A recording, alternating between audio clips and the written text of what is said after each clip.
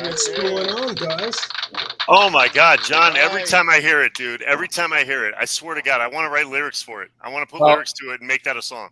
There you go. I told Tony the other night I'm stretching it out into a full one. So, dude, I'll write it. I'll write it, man. Right, That's oh my God! I'll be sending you guys little ideas and stuff. We'll figure it out. We'll bang it out. Awesome. Yeah, awesome. Thank you, John Conklin and Sandra. For that. Not tonight. The last time I heard it, I remember sitting there thinking, and I'm like, oh, it's John. And like, this could be lifestyle choices on my part, but like 10 seconds later, it's finishing him up. I'm like, wait, as soon as we're about to go in the air, I'm like, I'm going to ask Tony what Van Halen track that is. I don't remember that. I'm like, that's the best compliment John can get. That is great. I mean, it sounds like it should be a song on a record. Like, it just sounds like it's like, where have I heard that? Like, but it's just, hearing it the last couple of weeks, I'm like, it's been in my head for 25 years. I had that there little. You go. That's what I mean. That's a good. Dude, you could seriously fool people and say it was one of the outtakes from the Wildlife soundtrack, and people would buy it. Like nobody would disbelieve me. Yeah, if you told me it was an outtake, I would have been like, oh yeah, that's cool. What's it called? Like, right. I wouldn't have said mission accomplished then, right? Yeah, absolutely. Yeah. But here, I'm gonna be the nerd real quick and ask you: did you mic up an amp or go direct for that? You know, I couldn't find my SM57, so I threw the vocal mic in front of the. Look, you can still see it right there. Look, see it over there? Okay, I swear, but it was mic'd up tube amp, right?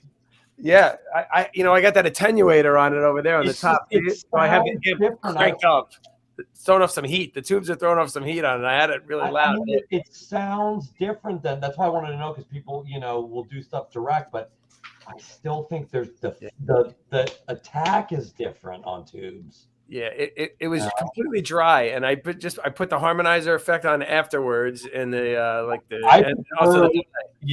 prefer quote studio effects after the fact. I don't like anything in line with my signal. I think even like a tuner pedal in line, to me, it's like, I can make it up with EQ, but it's something that I'm just being probably like a little kid about it, but it feels like there's just like 1% missing. Yeah, I agree. That's why you add the effects after, and you're like, whoa, this is fun. Yeah, the Eventide plugin, because then you can play with it too. You can put a little more, a little less, So it's much better to do it that way. Just record it nice and dry, just loud and dry, Yep. Loud and dry. That's the name of the album. Loud and dry, bro. Loud and dry. Guys. I can see the cover. All right. Old guys like us, right? Yeah. Nothing wrong with that. So welcome everybody. Neil, John, Analog Kid, Tommy, Charles Green. Nice to see you guys. It is October the 6th, 2021, a little after 9 p.m. Wednesday here on the East On Coast. The very first annual Eddie Van Halen Remembrance Day. That's right. Yes, it is a somber day on the calendar. And I didn't mean that to sound funny. I meant to say the least. Yeah. Way to bring us down, Tom. No, we're all thinking it. No, seriously, we're all thinking the same it. thing, Tom. We're all thinking it. Are we drawing straws to see who's got to do the roll call, or someone want to go for it? Go for it, Tommy. All right. I called it. Whoever smelt it dealt it, right? So first we got my sister, the person who a lot of this stuff could not be done without, Sandra Picorni. Hey, Tim Sandra. Thomas here. Sandra. Mr. Brendan B Squared, Mr. Butt Cheeks. Brendan. I hope you're staying warm and up in the north above me there. Tim Thomas. How you doing, Tim? First name, great last name. Kurt 5150 is here, the Reverend. Hey, Kurt. Saw him a little bit yesterday with Andrew and the boys and just about everyone. And Yeah, that was you know, fun. Rappaport was on, and then what's the guy? Gosh, I'm drawing a brain fart. I'm gonna feel so bad. He played with David Lee Roth for like 6 years. Brian Young. Brian Young, thank you. Yeah, he was great. I He was had great. never seen him, you know, on a video or anything. I've seen his playing, but nicest guy. And Yeah, he had some great stories. Dude, he had some sick stories at the very end of the show. He Yeah. really I'm gonna did. go back and watch the end then. Yeah. Yeah, you have to. You definitely have to. And we got Dan in New Jersey, my home state there, my birth state. Hey, Dan. Lou. Let's see, going up. Nightbot made it. Nice to see you. Let's see, who else did I miss? David Scher was here early. We have Christopher Live Sowell was here early as well. Nice. Love to Rock. I don't know who that weirdo is. Lewis, welcome. Oh, that's a cool picture of a deer in your photo. Fruitcake Tony, or how do you say it when there's an umlaut? Fruit. Cake. Yeah. Keith H here. I said Lenny Lou. Oh, and Mary too. That's what I forgot. And Music Therapy Laz coming in early. He'll be missing the show, but he'll see. It sounds like I applaud everybody that's watching our show tonight. Everybody that's tuning in the live chat, because most of these names were in last night's 8-hour marathon that Andrew and Kurt hosted. So for those of you, you guys have some stamina. That was a great show. I give you all credit. Anybody that still has a little juice left to watch us tonight, I applaud you. Yeah, exactly. That and Andrew, Kurt the Rev, and Brad. Brad Talent. Yeah. And Simon was on for a long time. Simon Everybody Hosford was on that stream. Yeah. It was great. Yeah, absolutely. I see Holly Lewis is here too. Hey, Holly. Holly, we're going to talk about you in a little bit, so stay tuned. Yeah. Represent Nashville. Yes. Nice. Welcome, Holly. To all the people in the chat that don't know Holly, stay tuned. Keep watching the show, because we're going to come back to her, and she's got something special for everybody on the anniversary of what today is. So stay tuned. Yes. So we have a very, very cool, important guest with us. And to do a show, we changed our day a while back, and just so happens it fell on this day on the calendar. But we have quite a guest with us. Charles. Yes, sir. I'll let you introduce our guest. Guys, we are absolutely honored to have David Nesdall on this show tonight. Guys, David Nesdall. NEZ SEZ. There he is. What's going on? Absolutely. I know I'm wearing the wrong shirt tonight, but Nah. it's okay. We can talk about Charlie Watts if you want. I mean, if we can. Sure You can. can never go wrong with the Stones. Enough death. Yeah, hey guys and girls, just before we start the show, can we have a moment of silence? Just a 10-second silence.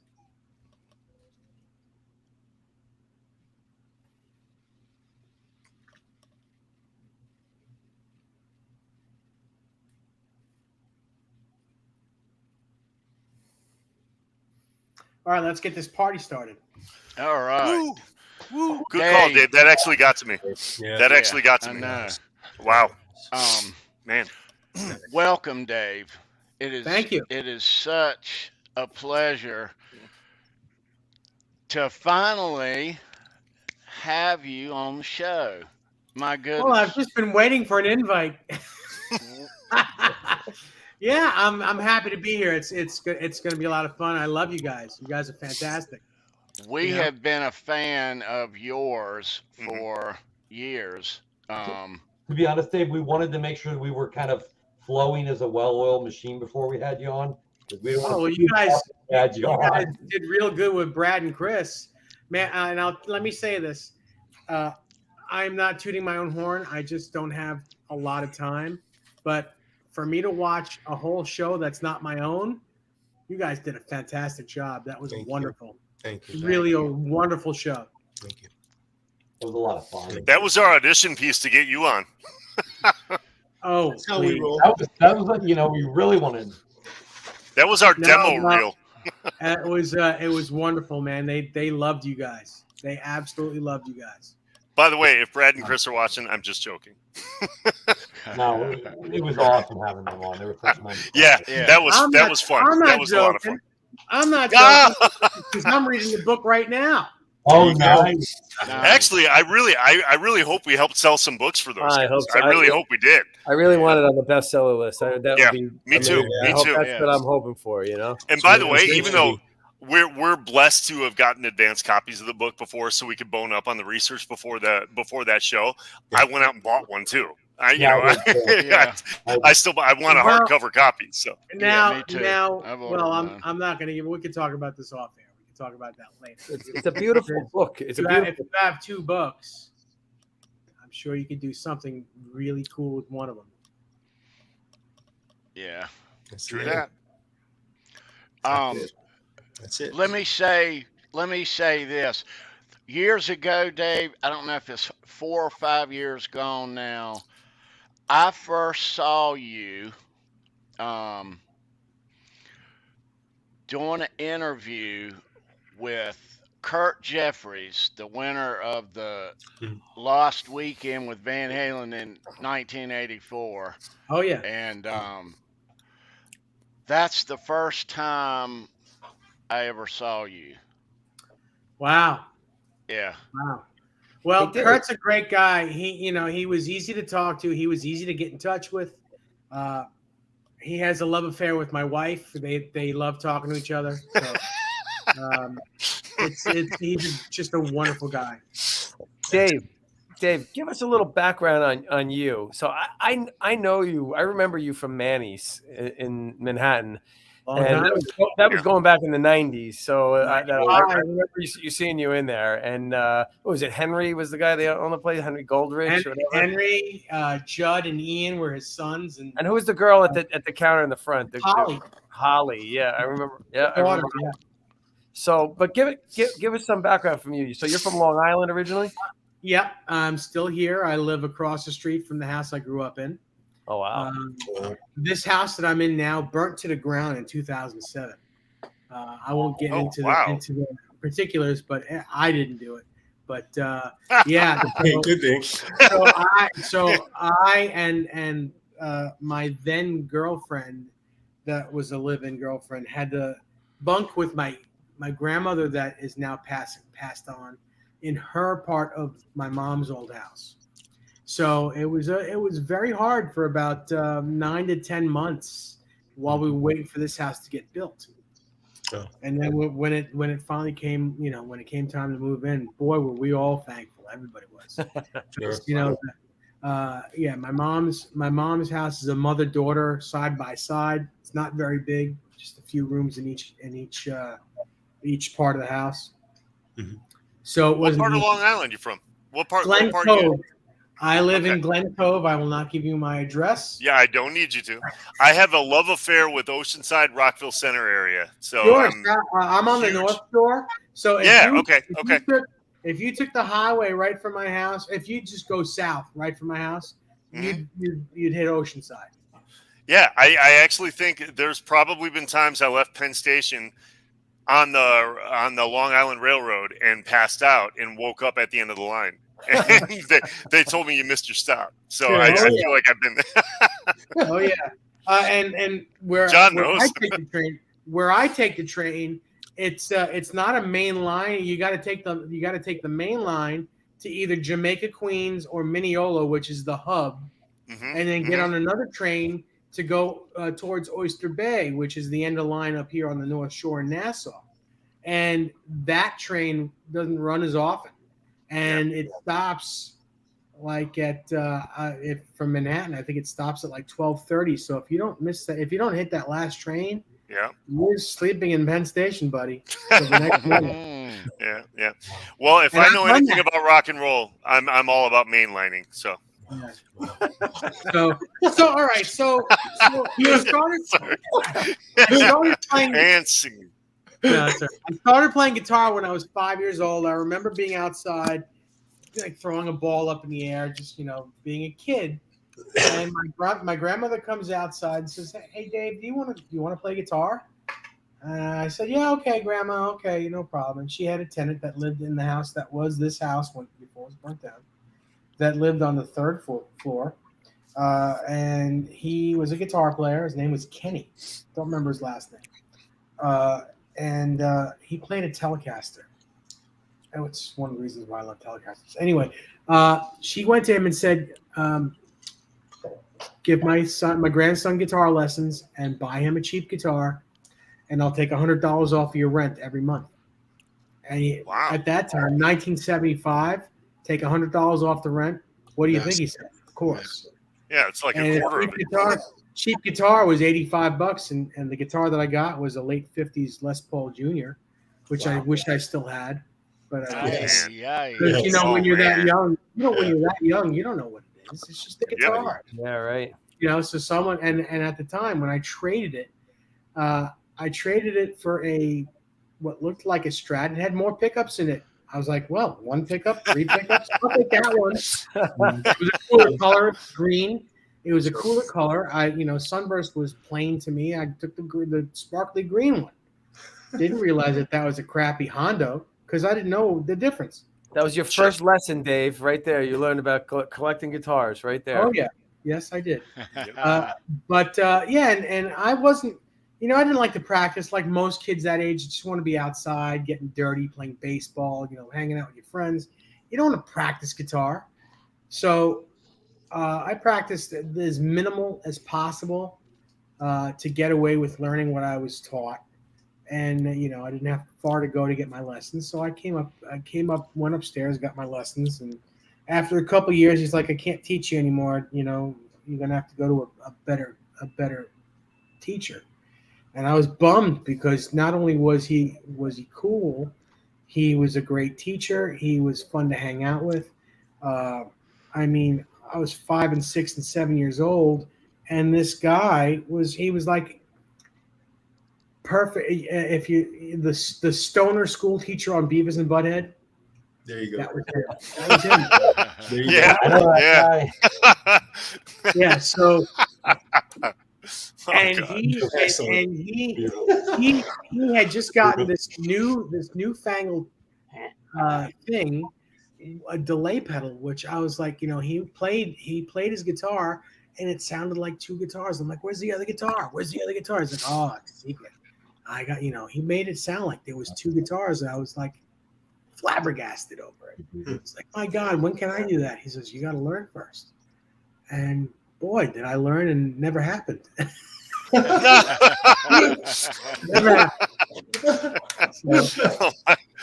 Oh God. Yeah. So I please I hope you don't mind, but I'd like to see everyone in the panel.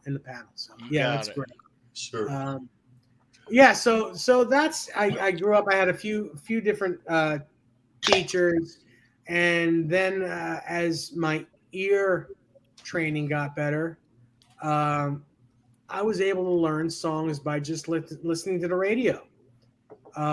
And I decided, well, I'm not going to pay someone to teach me songs, and was a kind of a mistake because I should have learned more theory. I should have learned the modes. I should have done that style of homework and then applied it to teaching myself how to play songs off the radio. I was the kind of guy that you didn't have to lift the needle off the record too many times. I heard it a couple times. I heard the chords, and I got it correct, and I was able to play songs. Dave, do you remember the first or second, third song you ever learned? The very first song I learned was "House of the Rising Sun." Oh my God, mine too. There you go. There you go. The very second song I learned, and I did a composition of it, was "Stairway to Heaven." Everything up to just before the guitar solo. Mhm. So imagine being like 8 years old and playing that song. Yeah, I can't imagine doing that young. Pretty cleanly on an Ovation acoustic guitar, which is hard to do for anyone that plays guitar. Ovations are not easy to play. No. So acoustic is not easy to play. So Dave, this all prepared you for eventually working in a music store where everybody came in and played Stairway to Heaven all day long, right? Oh yeah. Exactly. Actually, No stairway. By the time I was in music retail, it was all about Metallica. There you go. And, oh my God! If I hear a Metallica song in a music store one more time, I'll probably. I gotta ask you this too, Dave, because over the years, it's like you hear enough players that you probably you can pick out right away if someone's really at a certain level. But the amount of time you worked in a store like that, how quick did your BS meter go off for if the guy had 15 licks or if he was really good? Good question. Good question, well, Tom. In general, the real good players don't come into a music store and show off all your licks. Right. Yeah. Yep. Right. They just don't do it. They play one note, and it's usually not an amplifier. They'll go, "Yeah, I'll take it. It's good. It's a good one." Or Nice. That's generally how you know a good guitar player. Now there are exceptions to the rule. Like my buddy Dennis. He's probably the best guitar player around here. He's top notch. I watched his live stuff. He's one of those guys that just doesn't hit a bad note. Yeah, he's that guy. And sounds like every note is a right note, like on a piano. You know what I mean? When he buys a guitar, because he's got a lot of really. He's you look at my collection and his is kind of mirrored. Other than the Floyd Rose, he's not into the Floyd Rose thing. Yeah. But if you look at my Fenders and my Gibsons, his collection kind of mirrors mine. We tend to like the same things, and if one of us buys something, chances are in a couple of weeks the other guy has a very similar thing, and that goes both ways. So what he likes to do. Yet? I'm sorry. Did he get his Robin Ford Telly yet, or did he already have one? Oh no, he has a 56 that's gorgeous. I was really drooling on Mapleback with a white guard. Anyway, I'm sorry to interrupt, but yeah, I just. Oh, so when he buys a guitar, he's the guy that's got to go in and play the guitar and bring his main guitar in. Like, say he has a Strat and wants to buy another Strat, he brings his Strat with him. He compares the two. If the other one is as good or better than his, he keeps his, but he buys the guitar. Or he needs a day to mull it over. If he's still thinking about it the next morning, he goes and gets it. And you know what? That's a good way to be sometimes too. I've never done that. He's frugal. Interesting. He's I'm not going to give you his portfolio, but he's not really hurting. He's not really hurting. So he does that, and then he'll call me and say, "Hey man, what are you thinking of this? I'm thinking of doing this." And I'll say, "Well, then, did you like it when you played it?" Yeah. Are you still thinking about it today? He says, "Yeah." I said, "Then what are you waiting for? Go get it. Go get it." Yeah, and chance. And then there are other times when I'm like, "Dude, you got 3 of them. Do you really need another one? You got 3 of that same guitar, and you're getting one the same color. Are you bored?" Mm-hmm. Yeah, I don't think you need that. And then he'll be like, "Dude, you're right. You just saved me a bunch of money." Yeah. And we bounce things off each other like that. Yeah. And when we buy a guitar, when each of us buys a guitar, that day or the very next day, one of us is over each other's house. Oh yeah. So it's like cancel my schedule for the day. Never gets old, does it? By getting a guitar, right? No, it never gets old. And it's how many guitars you need? Just one more. Yeah. It is. And the funny thing is, testify, brother. when people ask me now which one is your favorite, it's the one I don't own yet. The next one. It's the one I don't own yet because they're all my children. What's up, man? It's the very one. It's the next one that I don't own yet. I feel the same way. I've always said that to like, not to interrupt or anything, but to my girl who's always like, "Do you have enough guitar? Like, which one's your favorite?" I'm like, the next one. Mm-hmm.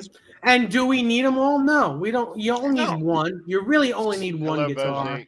Everything else is, it's a luxury. It's a want. It's, you're a collector. You're a session player. You're a live player.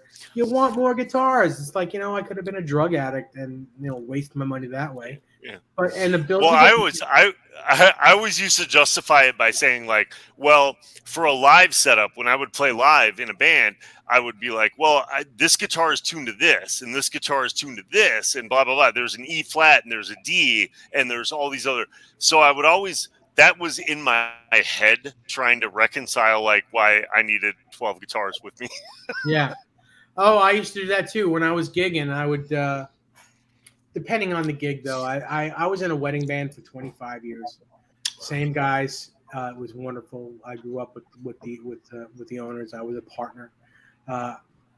Just to bust the drummer's balls, I would bring 5 guitars with me. And when you're doing weddings, it's generally not a lot of territory, though. It's generally not a lot of room for the band. Yeah. And it was a 7-piece band. 7-piece band. Oh, and damn. Just to bust chops. Yeah. Why do you need so many guitars with you? And I would change. I would make sure I had enough time between songs to change them. And when you're in an Italian-American wedding band, which is what it was, the guitar is not very prominent. It's mostly keyboards, mostly vocals, and the sequencer. There's a sequencer going for everything underneath what we played. So there was plenty of time for me to change guitars and not have to.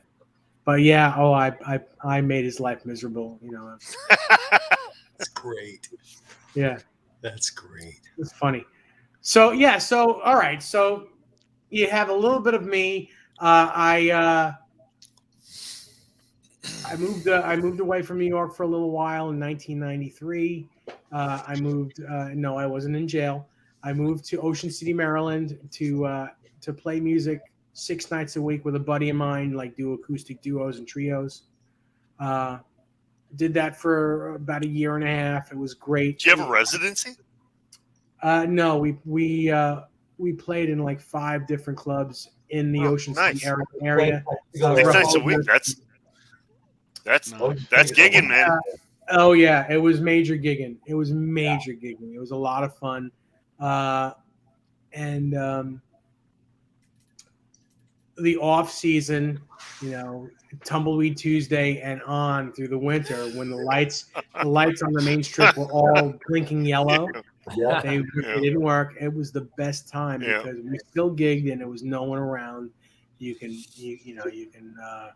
drive as fit. The cops weren't around because during the summertime they had cops that were there for the summer. So the police stations would hire these part-timers. They carried a gun and all that stuff, and they did everything, but they were just for summer for the tourism. And then in the wintertime, they would be laid off, and it would just be like the 2 or 3, like the Barney Fife guy. And he was never around to be seen, really, so you could really do whatever you want, short of robbing a bank or doing something illegal. Sure. So you didn't have to worry about getting tickets, parking anywhere, or doing any of that stuff. Awesome. But and it was fun. It was just a great time. And then when kind of that ran out for me, I was like, well, you know what? I miss New York. I had someone I was interested in that was in New York. I came back home and it was nice to be back home, finding a job. And I didn't get a job in music retail right away. I became a security guard at the mall. So I did that for a little while. And then a buddy of mine who had worked at Manny's Music was like, dude, you're a musician. Why don't you get off your ass and get on a train and just come work here? I'll hire you. He was a manager. He's like, yeah, I'll hire you sight unseen. I know you. I know you can sell guitars. I've never sold a guitar in my life. He says, I know you're a great musician. You're this, you're that. I could teach you how to sell. And that's what happened. I sold my first guitar I sold was a Rickenbacker 381. And the guy had come in, didn't play a note. And I happened to be, near the guy. He's like, "Can you help me?" I'm like, "Yeah, absolutely. What can I do for you?" He says, "I'll take that." And it was like a $4,000 guitar. And I looked at him. I said, "Really? You'll take it?" So I got the case out, and everyone got a kick out of that for years. Wow. My first sale was I clerked it. I didn't sell it. The guy came up to me, "I'll take that." Beginner luck. It was luck of the draw. And the other guys who worked their asses off before I got there, who were really hungry to sell stuff, the guy came up to me because I was unassuming. I wasn't in the guy's face. And I learned from that moment on that there's a way to sell stuff without being in someone's face and, be unassuming, but, be available. And they'll come up to you and you can sell stuff. Even if you have to actually qualify the person and sell stuff to them instead of them saying, "I'll take that." Sometimes you have to sell actually something. As long as you know what you're talking about and you're not looking to screw anyone, sure, you could be a good salesman. And fast forward to when I worked at Guitar Center, there was a year where I made $90,000 in my paycheck that year. Wow. I sold over $1 million of merchandise. Wow. Doing the same thing. Okay, so I'm at Manny's now. It's 1995, and I'm doing this, and I'm meeting all kinds of celebrities because Manny's Music was not only a music store, but it was like a museum. Everyone. So Dave. So just for people that don't know, Manny's is probably like the greatest music store of all time.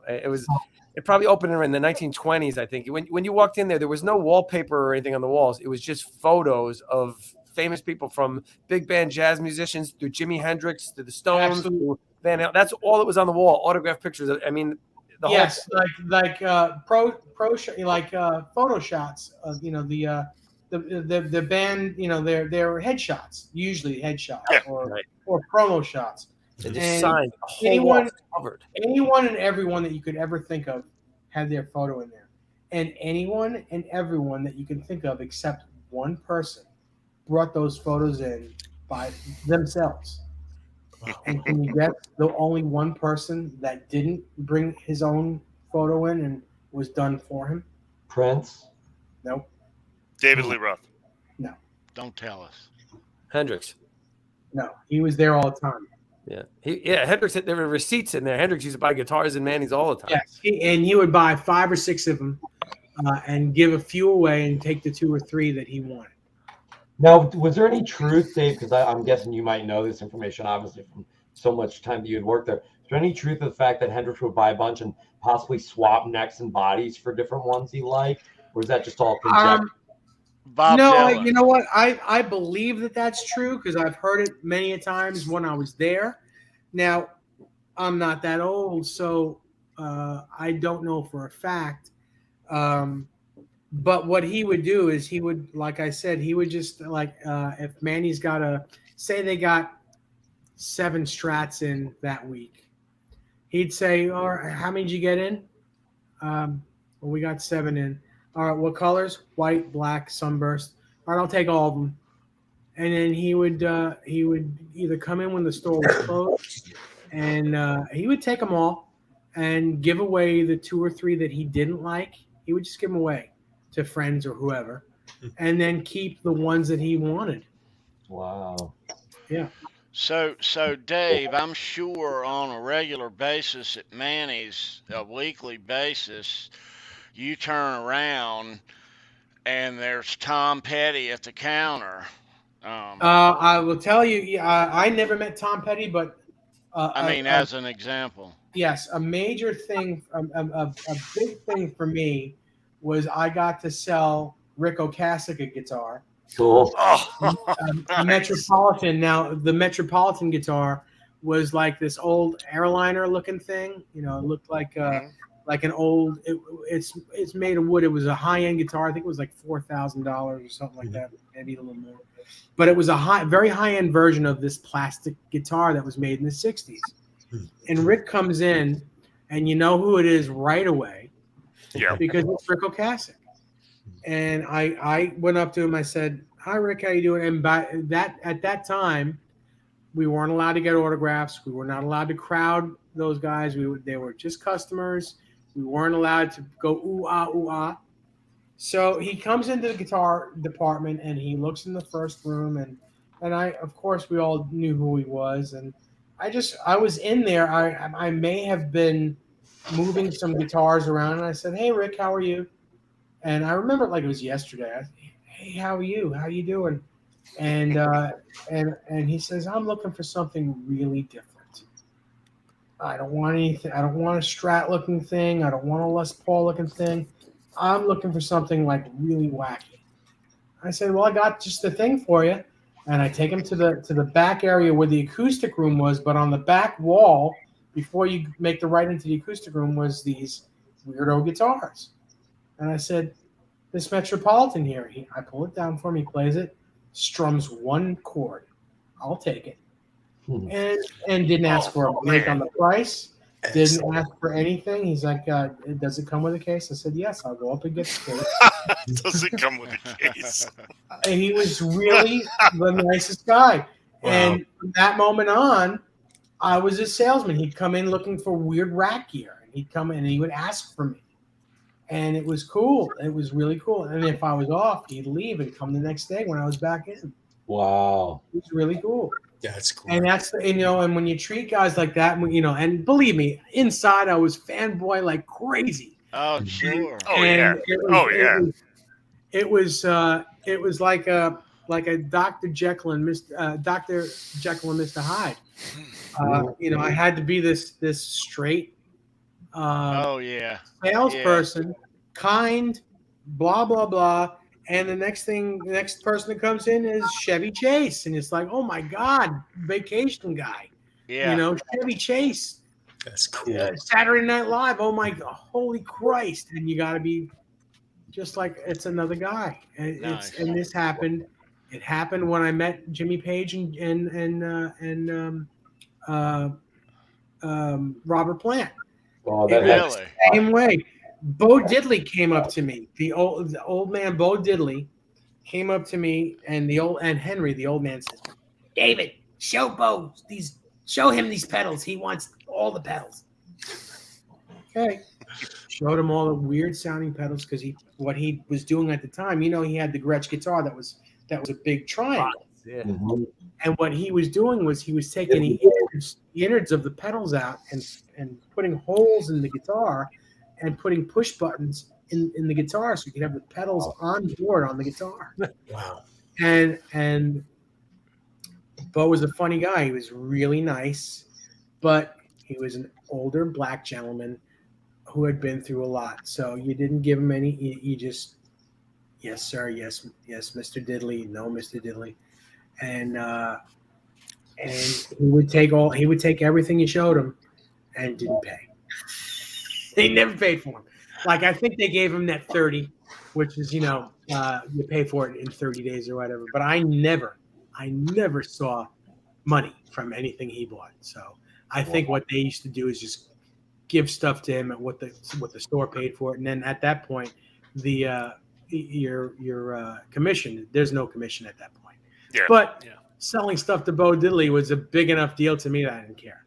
Yeah. Oh yeah. Great. Absolutely great. That block was magical. West 48th between 6th and 7th in the 80s and into the 90s. It was just we buy guitars across the street where Brad Tolinsky first worked when he went in there, and I remember the signs in the window there. There'd be like 57 Strats in the window. It would say "Sell your car," and then there'd be like a 59 Les Paul, and it would say "Sell your house."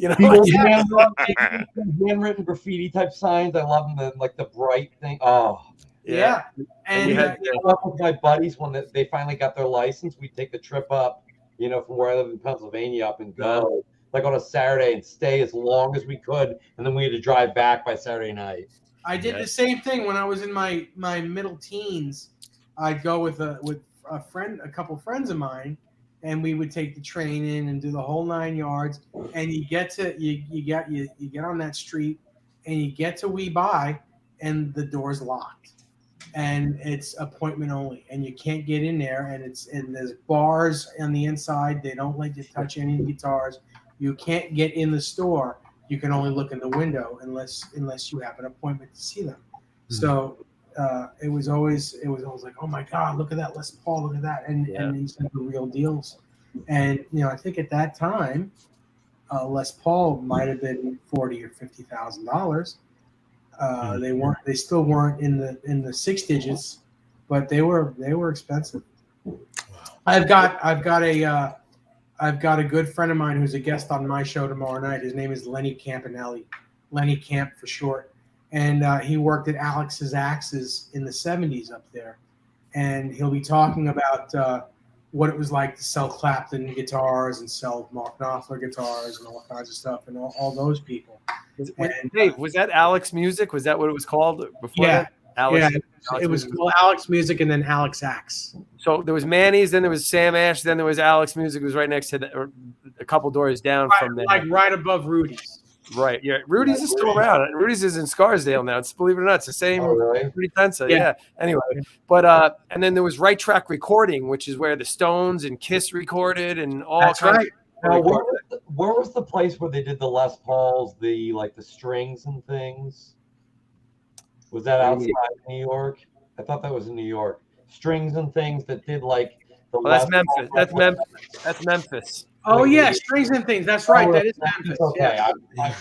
I went there once, and it was the first time I saw a PV Wolfgang, and I had almost enough money to buy it, and they wouldn't take any money off it. I was like the first time I had seen it was a first year Wolfgang, a Sunburst. It was beautiful quilt top, and I was on. I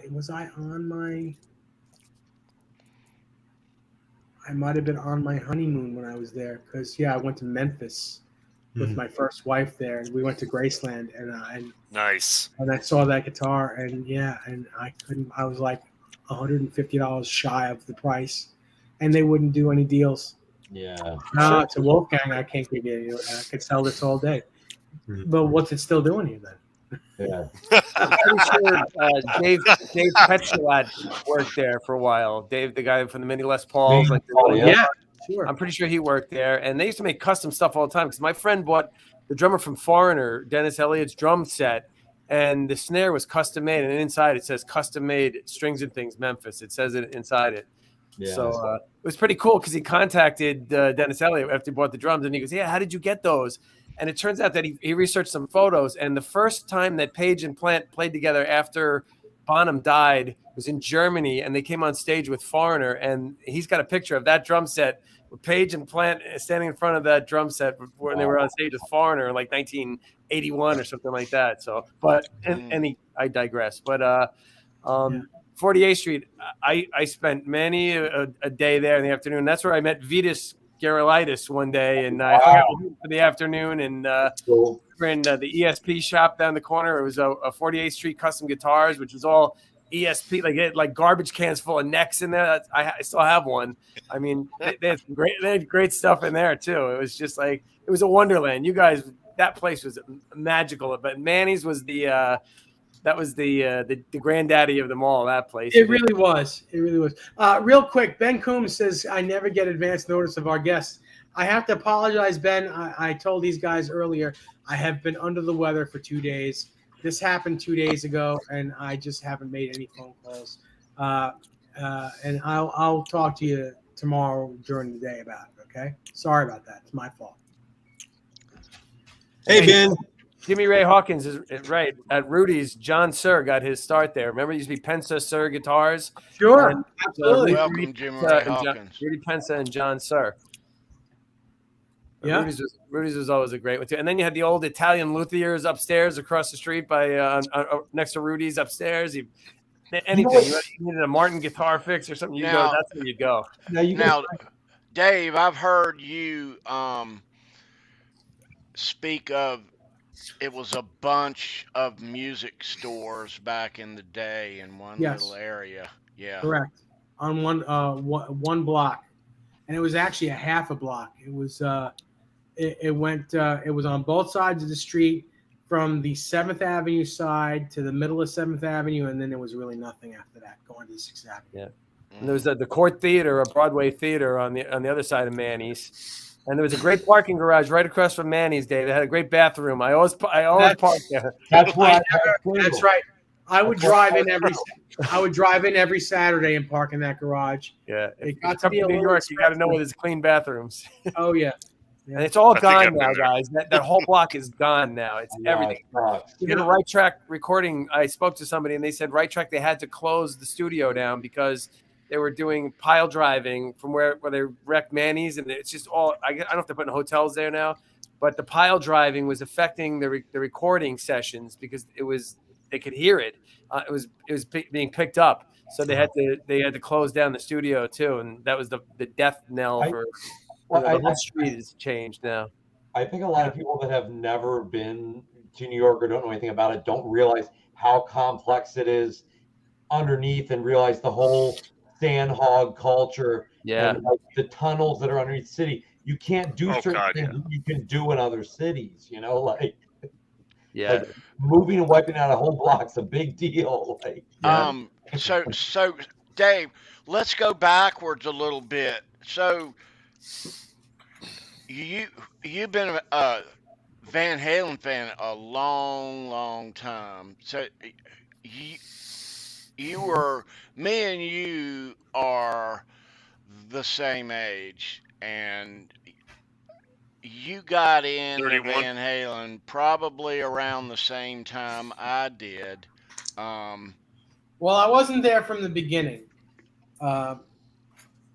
So when I was 11, this was 1981, a kid that I hung out with in school said, "I'm going to see Van Halen with my dad. Would you like to come?" So I was like, "Oh boy, I'm going out." I asked my mom at the time. 1981. Yes, and she was like, "Well, of course. Who's the parent? Do I know the parent?" And there was parental guidance, and I'd be home right after the show. Now, mind you, I thought what we were going to was a Van Halen. I didn't know it was called a concert. I didn't know a Van Halen was a band or a man or whatever. I just thought, wow. I was not very, Wow. I didn't know much about this stuff. I was like, okay, let's go to a Van Halen. So we got there, and of course, Van Halen is what they are. And I remember two things about the show.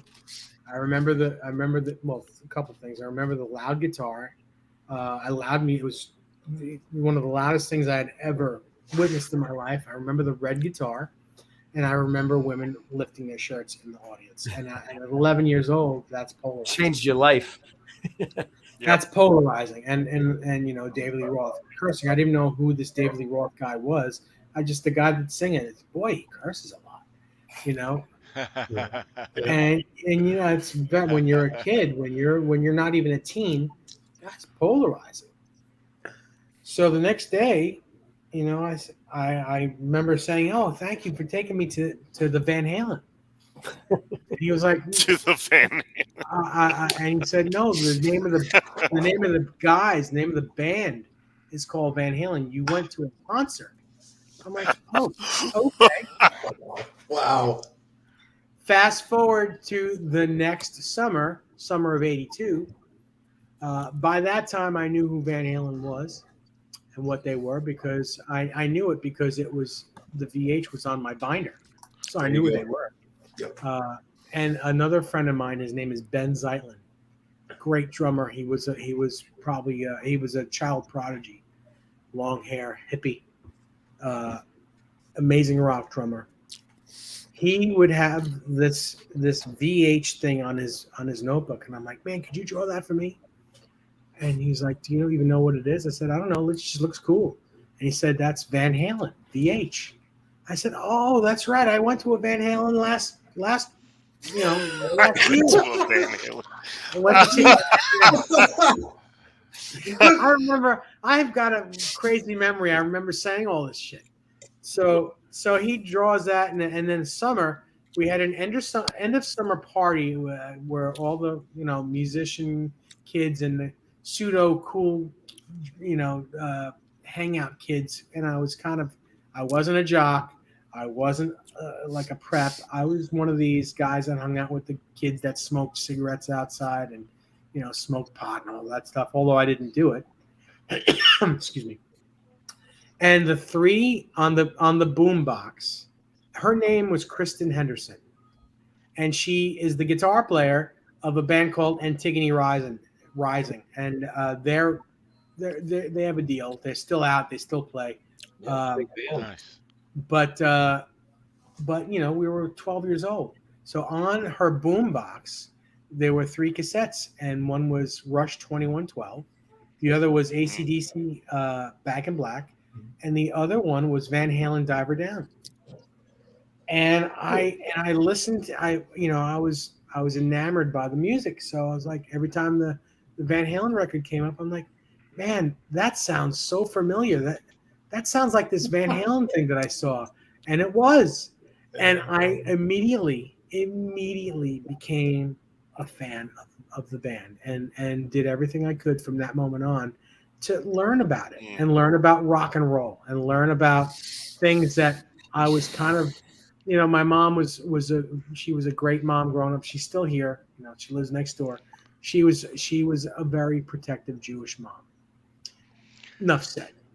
So I had to learn a lot of things out in the wild, so to speak. and I just did everything I could outside of your bubble. Yeah. Van Halenized at a very young age. But it was a very protective Catholic mom, but same thing. I had to learn a lot on my own. Oh yeah. It's just the way it was. And I went to Catholic school too. So did I. Tom, me too. Irish Catholic from Chicago. Yeah, exactly. Right. Yeah. So that was my beginnings of Van Halen and awesome learning about him, and I remember the moment I heard Jump for the very first time. I was taking a bath, and I had my little radio in the bathroom with me, and it was like the first time it came out, I was like, oh my God, new Van Halen song. What's this keyboard stuff? It was probably Yeah. And then I heard the guitar solo. I'm like, oh, there it is. It's probably 103.5, right, Dave? 103.5 WAPP. You remember? WAPP. That was it. And I remember the very first time I saw this guitar. Yeah. I saw this guitar. It was the world premiere video of Panama. I remember that he used this other. I didn't know it was called Frankenstein or Frankenstrat. I didn't know what it was called. I just remembered the guitar with the beak-looking Strat headstock, because I knew Strats. I'm like, that's a funny-looking Strat. It doesn't have the ball on the end. Kind of looks like a chicken beak. Yep. And I had that poster, that famous poster of him with that big smile in his striped overalls with the Frankenstein with the beak headstock under the lights. That big door poster. I remember that guitar, and to me at the time that was like the coolest guitar in the world. And every guitar that I had gotten, I had to put tape on to try to make it look like that guitar. And it was just black electrical tape no matter what. I was like, I just want to put the tape on.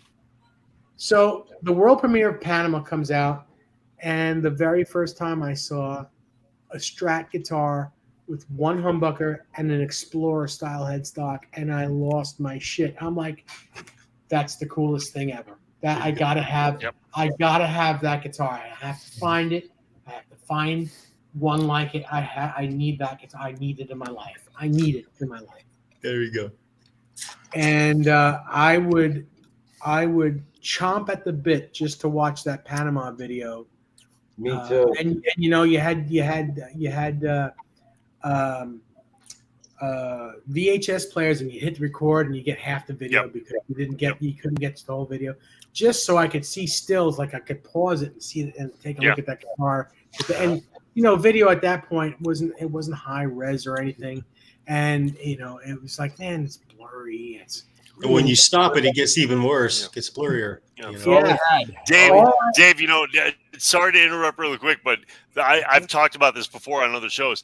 The advantage that video gave me as I sat there with my VHS recorder was I always knew when the airplane came in. I had about a 4-second window to hit record. So I just kept MTV on 24/7 and the VHS tape loaded and ready to go. And as soon as I heard that airplane, boom, no matter what I was doing, I ran in, hit record, and caught it. Well, with me, when I lived with my mom predominantly, and I had a small TV in my room, but no cable. There was only cable TV in her bedroom. So I didn't get a chance to really watch it. And when I would visit my dad, I wasn't allowed to watch MTV. So it was very rare that I got a chance to see these things. So, it was very, slim pickings for me. Yeah. But yeah, when I got a chance to see it, the best part of that video is, of course, at the end when Eddie is on the trapeze thing, held by the string, and the guitars, he's like swimming, and you could see the guitar, and it's like, oh my God, I just made a mess in my pants. I love the guitar. It was the good kind, not the bad kind. Right.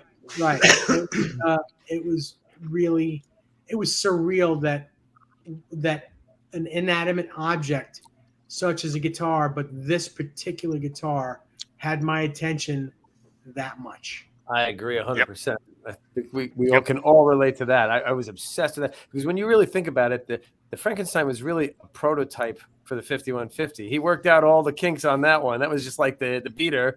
And then when that thing showed up that day with the one pickup, just a beautiful paint job and the perfect body shape with the, like Dave said, with the the hockey stick Explorer headstock on it, it was just like, and it was fresh. It was fresh. Yeah, the neck had some wear on it. It was a little dirty. I didn't know from where. I didn't know, what wear marks were. That oil. I just thought it was a neck. But my God, it's dirty. That neck is dirty.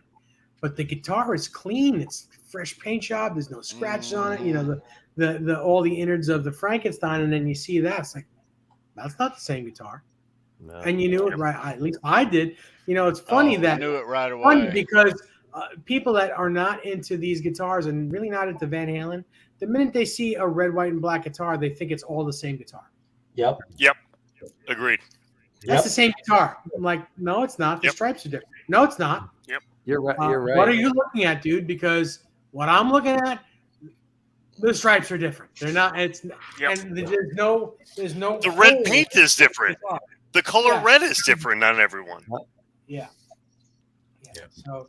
And that was my introduction into making these replicas. I made a very early, very crude 5150 guitar from the stills of watching the Panama video. Didn't know what the back of the guitar looked like because no one did. Didn't know that there was paint on the back of the headstock. Didn't know any of that stuff. Just kind of saw the front of the guitar. So I had this I don't even know what it was. It had one pickup. It was a kind of Strat. It was a Strat shaped body. I got Chandler. Chandler made necks that looked like hockey sticks. They weren't exact. So I saved a bunch of money. I think it was maybe $150 at the time. When you're 14 years old, that's a lot of money.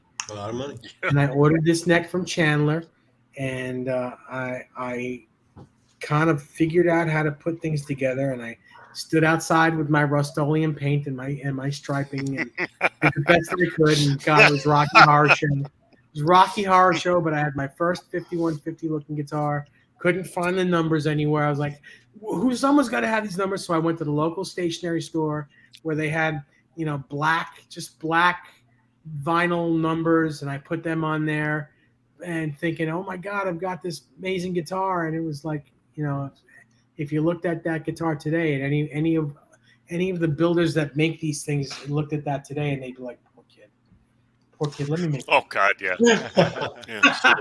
Absolutely. Yeah, I did the same thing. I remember running around, and I was in junior high at the time. I was probably 7th, 8th grade maybe, and I remember running around to the hardware stores and finding like address labels, like for numbers for people's addresses that they put on mailboxes, and that's where I found I found a 5150, and I don't think I certainly don't have them now, but if I ever saw what I accomplished at the time, they wouldn't even be close to accurate. But there was a 5150 reflective tape that people put on their mailboxes, and I put those on my guitar. It's cool, back then when you're young, you don't know any different.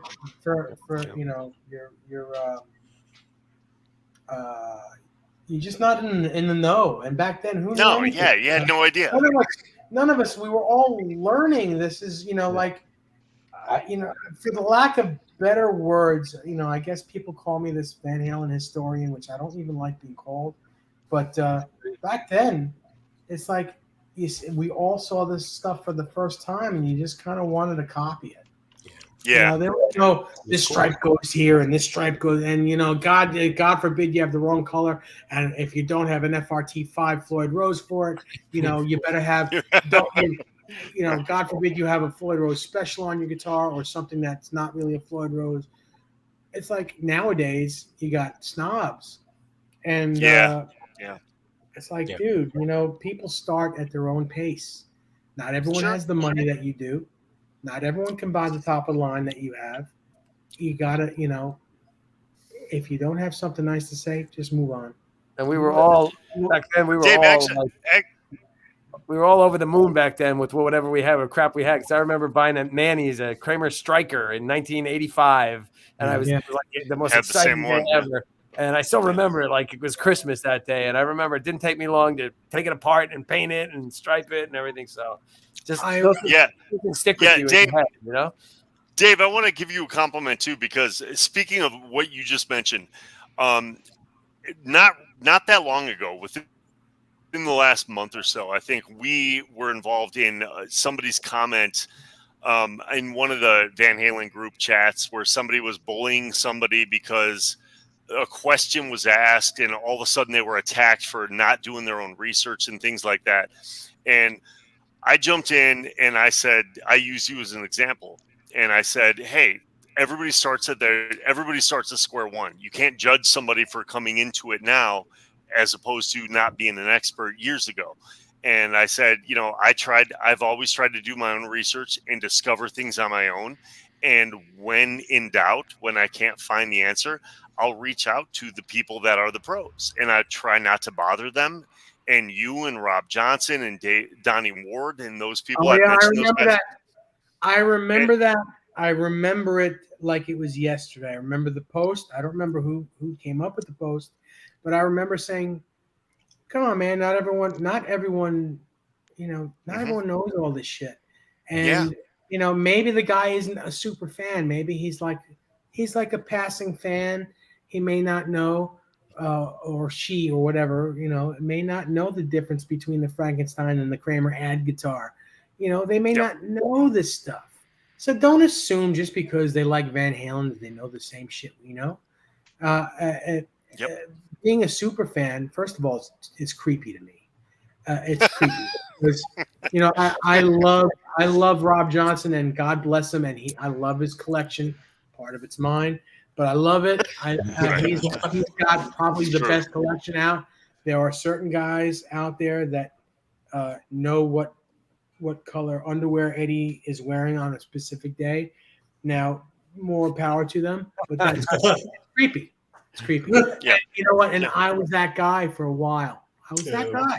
And my then girlfriend, which is my now wife, would say to me, no one person should know that much about a guy.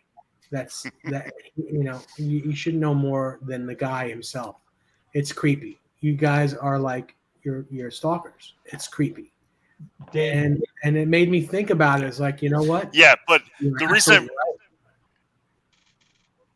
Yeah, no, it's all true.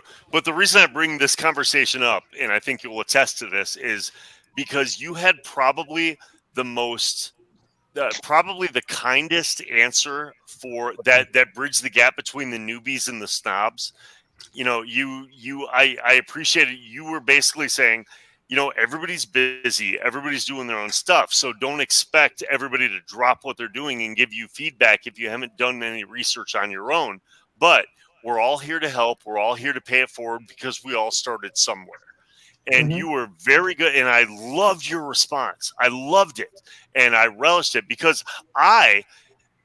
long before you and I had ever connected on a personal level, I reached out to you because Rob Johnson told me, ask Dave Nesdall something about this like a year ago. And I reached out to you and you gave me feedback when you didn't have to. And you were busy. And everybody's a newbie at some point.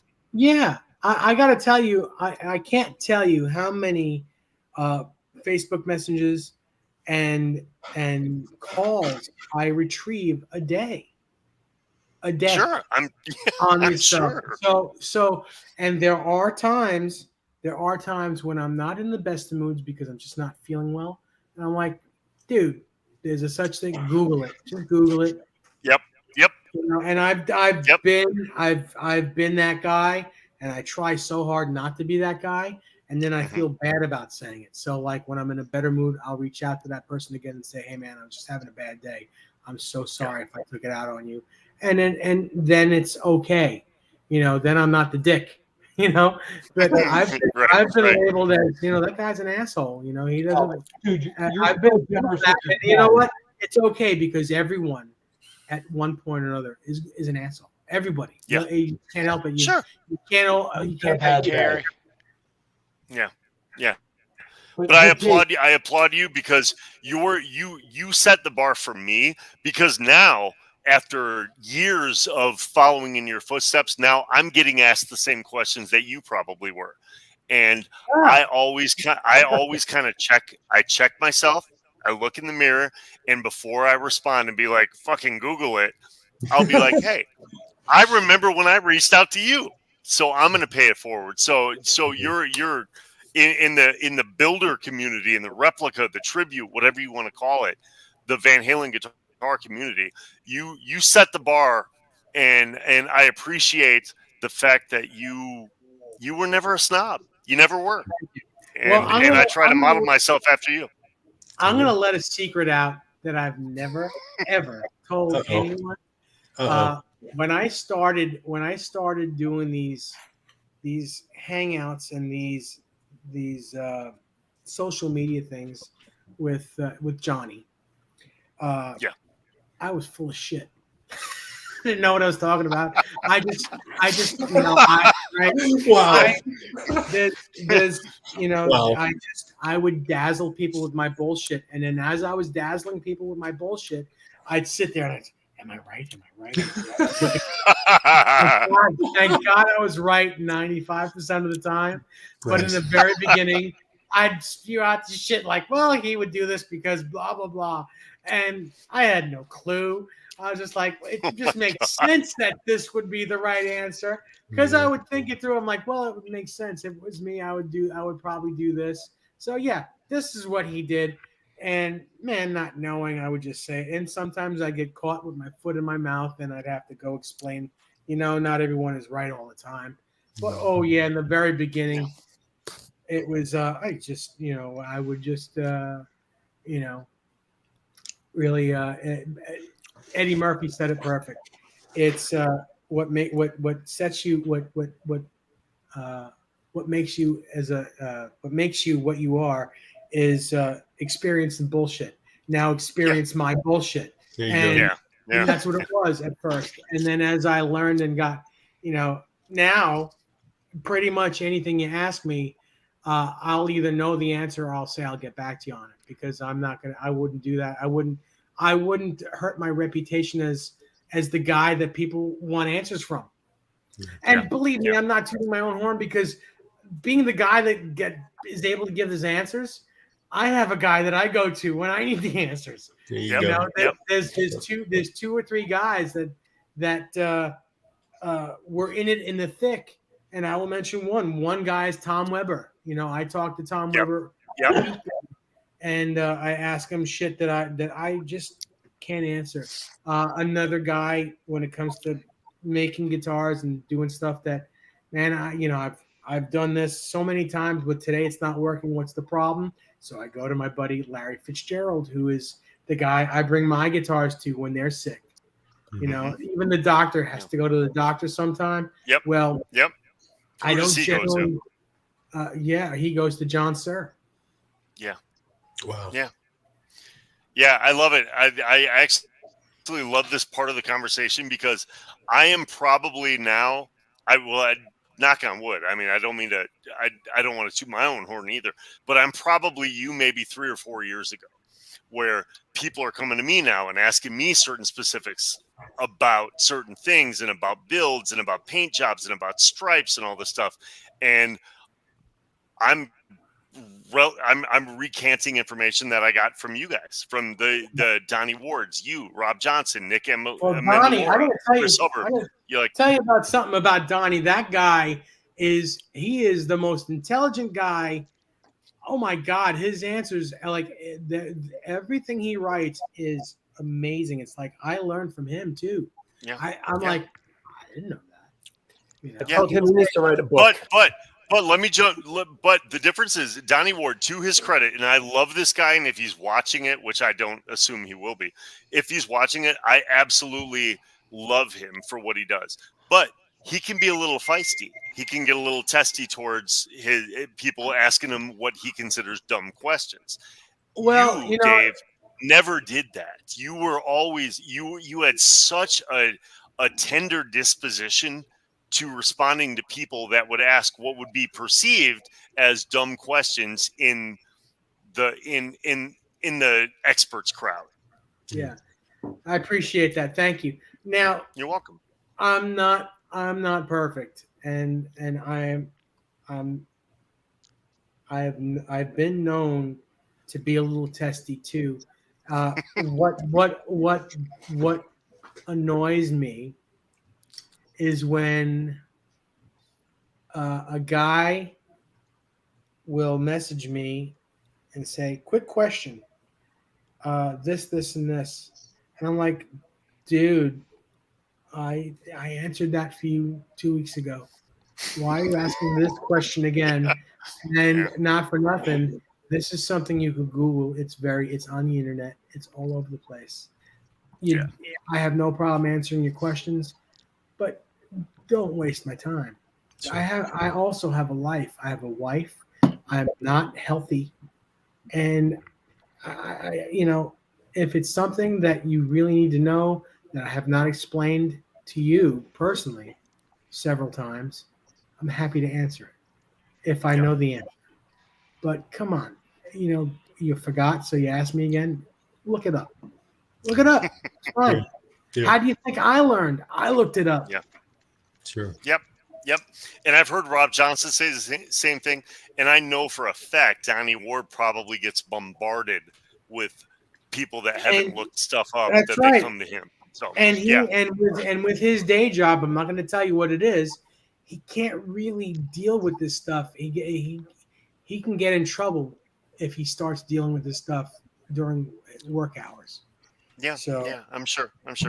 He's a good guy. Donnie's a good guy. Yeah. No, he has, because he's responded to me, and I've always prefaced, not to get off the subject or anything, but I've always told him, hey, I've researched the shit out of this question. I can't find the answer.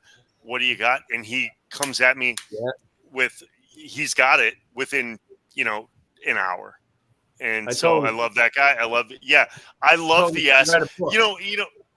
Coming back to kind of come full circle to the fact that we're doing this show on the anniversary of Eddie's passing. The one thing I will say is that there's going to be bullies. There's going to be idiots with internet muscles in any chat group you ever join. But for the most part, I would say 90%, 95% of the people I've encountered since Eddie passed and I started connecting with all these groups, Dave, you're one of them. I'm blessed and I'm thankful that Eddie's passing brought a lot of people together. a lot of people together. So Absolutely.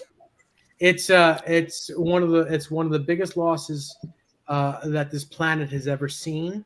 Yes. And at the same time, it is, if you can consider it a blessing in disguise, it was a blessing in disguise. For that, I choose to. Reason, I choose to. For that reason only. Real quick, before we go any further, I want to give a shout out to Sandra Picorni. You are working your ass off in the chat. That's what she does. I want to tell you that you're incredible at what you do. Yes, and you thank you so much. Thank you so much for putting the NEZ SEZ. Happy Halloween, Sandra. Yeah, you rock, Sandra. Really appreciate that, Sandra. Thank you so much. Awesome. Thank you, Sandra. So Dave, you know, bringing things around full circle back to Eddie, tell us about your Eddie experience. Well, my Eddie experience starts in 1997. Did you guys see that? I'm working at Manny's Music, and I'm at the counter. And Eddie, my lights flashed. I'm sorry, it was freaky. Oh. It was probably my. Is there a ghost in the house? Just kicking on, but no, it was just coincidental. I was like, whoa. I think the AC kicked on. Sorry, go ahead. That's okay. So 1997, we got a call from Eddie Van Halen's runner, someone who's taking care of Eddie, that he's in town. He needs a guitar. He didn't come into New York with a guitar, and he is looking for a Wolfgang to do a session with, I believe, who did Blinded Me by Science? Blinded Me with Science. Thomas Dolby. Yeah, I think I'm almost positive it was Thomas Dolby. And the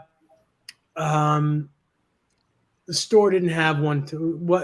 Manny's was famous for lending guitars out to celebrities for, you know, like if they had a model and they didn't bring, they were doing something in town, like Clapton would do one of the late night shows. I think he was on Saturday Night Live, and they did. It was during 1990, and they did the pretending song and something else. He borrowed a green Clapton Strat from the store, and then when he gave it back, it was autographed, and we would hang it up in the front window of the store. So it was all of our autographed guitars. That's how they got autographed, is that we would lend them. So, and one time Eddie Van Halen needed to borrow a guitar. This is before I was there. And we lent him a Pink Music Man, and that's how the Pink Music Man got signed. I know the guy who owns that guitar now. I can't remember his name, but I know who owns it. Anyway, so his runner calls and said, Eddie's going to be in town for the weekend. This was on a Thursday. I remember it was a Thursday. And he's going to be in town doing a session, and he needs a Wolfgang, something with a Floyd Rose and two humbuckers. And the store didn't have one. And we had found out we still had an unopened box that belonged to a customer of a Music Man Van Halen guitar. And I had said to his runner, because I took the phone call, I said, you know, first of all, my hair was standing up that Eddie Van Halen needed a guitar. I said, well, I have to get the okay of the owner of this guitar, but I believe we have an unopened box with a Music Man Van Halen guitar in there. Would he be interested in that? And he said Eddie just wants two humbuckers and a Floyd Rose. Doesn't matter what it is. So I got in touch with the owner of the guitar and told him the situation. And he said, under no circumstances, I don't care who wants to borrow it. I don't want that box open. Wow.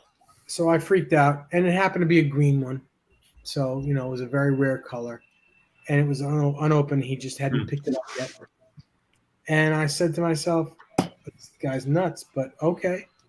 Doesn't want anyone to open it. So I called, I got in touch with the runner, and I said, when does Eddie Van Halen need this guitar? The guitar that we have at the store, the owner of the guitar doesn't want it to be lent out to anyone. When does Eddie need the guitar? As soon as possible. I said, can you wait an hour and a half? And the guy was like, well, what's in an hour and a half? I said, well, I've got several Eddie Van Halen guitars at my house, my personal guitars. I'd be happy to climb on a train, go home, grab one, and bring it back to the store for him. And he was like, well, yes, thank you. That'd be great. You know, he's going to be borrowing it until probably Monday or Tuesday. Are you okay with that? I said, sure, no problem at all. And so I went and got it. And the runner came to the store when I came back. I had it in a gig bag. It was an amber, kind of like the one behind me. I think that's my amber there. Yeah, that's my. Yeah, I see it. It was an amber Eddie Van Halen, and Eddie used it for the whole weekend. And Eddie brought it back on Monday himself, and he brought it to me in the case. And you know, it was absolutely. I knew he had used it because the fine tuners were all almost. They were all almost maxed out. The strap was really. It was a Van Halen Music Man strap. It was short, like to fit him. There was no autograph on the guitar, which I thank God there wasn't, because I'm not an autograph guy. I don't like autographs on guitars. I like to use my guitars. So I said to him, I said, was it, you know, first of all, I was like, oh my God, it's the first time I'm meeting Eddie Van Halen. And I'm like, I can't believe you're right in front of me. And he was like, well, thank you for lending me your guitar. And he said to me, he says, listen, I wrote something on back of a pack of strings for you, but I want to just let you know I didn't sign your guitar because I'm under contractual obligations with Peavey, and they won't let me sign anything other than a Peavey guitar. And I said, I'm glad you didn't sign it because I use this guitar, and that would be a shame for your signature to get worn off. In my case was a bunch of his picks, this beautiful note that he wrote, which unfortunately I don't have anymore because when the house burnt down in 2007, I had the note in a frame with the picture of my guitar, the picks, the whole 9 yards. It was gone. Ouch. So that happened. That was the first time that I ever met Eddie Van Halen. It was like a religious experience. Wow. And so fast forward to 1998. Eddie calls the store and asks for me personally. And I didn't know it was Eddie Van Halen on the line. Just the guy asking for me. So I get on the phone, and of course I knew what his voice. I'm like, Eddie Van Halen, Edward? It's like, yeah, man, how you doing? It's been a year. How are you? I'm like, I couldn't believe that he was calling me. I'm like, first of all, you remember me? You remember me? It's like, you lent me your guitar. Of course I remember you. Oh my! What can I do for you? What can I possibly do for you? He's like, well, I'm going to be in town. The band is going to be in town this whole week. Can you do me a favor? And if you have a 5150 combo, can you take it down to Howard Stern? I'm going to present it to him and give it to him. We're going to be on the show. I'm going to give it to him. And I said, sure. When do you need it there, guys? Today. So I brought it there. And you know what? It was the very beginnings of cell phones. I had my first cell phone. So I get in a cab with this 120-pound amplifier with a brand new hand truck that the store had just got. I get all the way to the studio where Howard Stern was, and I get a call on my cell phone, and it was Eddie saying, I'm like, how did you get my cell phone? Well, the store gave me your number. Okay. He says, I need the plans to change a little bit. I hope you don't mind, but can you bring the amp up to the Riga Royale up on 54th? That's where we're staying. I'm so sorry to make you schlep this thing, but can you bring it to my hotel? And I said, okay, no problem. So I hop in a cab. He says, oh, by the way, my pseudonym is Dean Martin. If you go to the front desk, whatever, I'm under Dean Martin. So I go there. I schlep this amp by hand Meanwhile, I left the hand truck in the cab that has gone. Oh God. $300 hand truck that I knew I was going to get screwed for. But I didn't care because I was about to meet Eddie Van Halen. So I go up to the lobby, and who meets me there but Scotty Ross, which was their tour manager. Yeah. And he says, "Oh, you're Dave from Manny's," and I said, "Yep." He said, "Thank you so much. You know, me and Ed both appreciate you doing this." I said, "Well, I would do anything," and I remember everything that I said. I said, "I'd do anything for that guy. He's been my hero since I'm a little boy. You know, he's one of the reasons why I play rock guitar." And he said, "Well, thank you so much." I said, "Well, may I ask a favor?" And he was like, "What can I do for you?" He says, I said, "Is there any way at all that I could just shake that hand and hello to him?" He's like, "Well, I tell you what, why don't you just follow me?" We go up to Eddie's hotel room, and he was doing whatever interviews he was doing. I sat in that hotel room for like 3 hours waiting for Eddie Van Halen. And the minute that he came through the door, it was like a cartoon. The door slams open, and this bright light comes into the room. It was a lit room, but to me, it was like a bright light. Everything was in slow motion, and he screams out, "Dave!" Oh my God. Just like that. And I got up to meet him at the door, and he gave me a hug and a kiss on both sides of my neck. Excellent. And again, my hair stood up on end. And awesome. I'm like, awesome. I can't believe that this moment is here. And he was like, "Well, what are you doing?" He's like, "What are you doing? I'm available for a little while. You know, can you hang out?" I'm like, "Uh-huh." Yeah. We sat down and we proceeded to talk like two best friends. We talked about some of his guitars. We talked about golf. We talked about me lending him the guitar the year before. He's like, "You know, I still remember you. You didn't know me from a hole in the wall, and you lent me your personal guitar, sight unseen." He says, "Yeah, I know who I am. I know that I'm that guy, and most people would love to do stuff for me, but then would ask for something in return." And I said, "I just wanted to do you the favor. I wanted the honor of doing you a favor. That's all I ever wanted." And yes, I wanted something in return, and it was just to say, I did Eddie Van Halen this favor. That was all I wanted, was to say that. And I don't want anything from you. I said, being here, hanging out with you means the world to me, even if it's for 5 minutes. Like 3 hours later, we're still talking, and it's getting late. It's now like 9 or 10 o'clock at night, and I still need to take a train home to Glen Cove, and the trains don't run very late.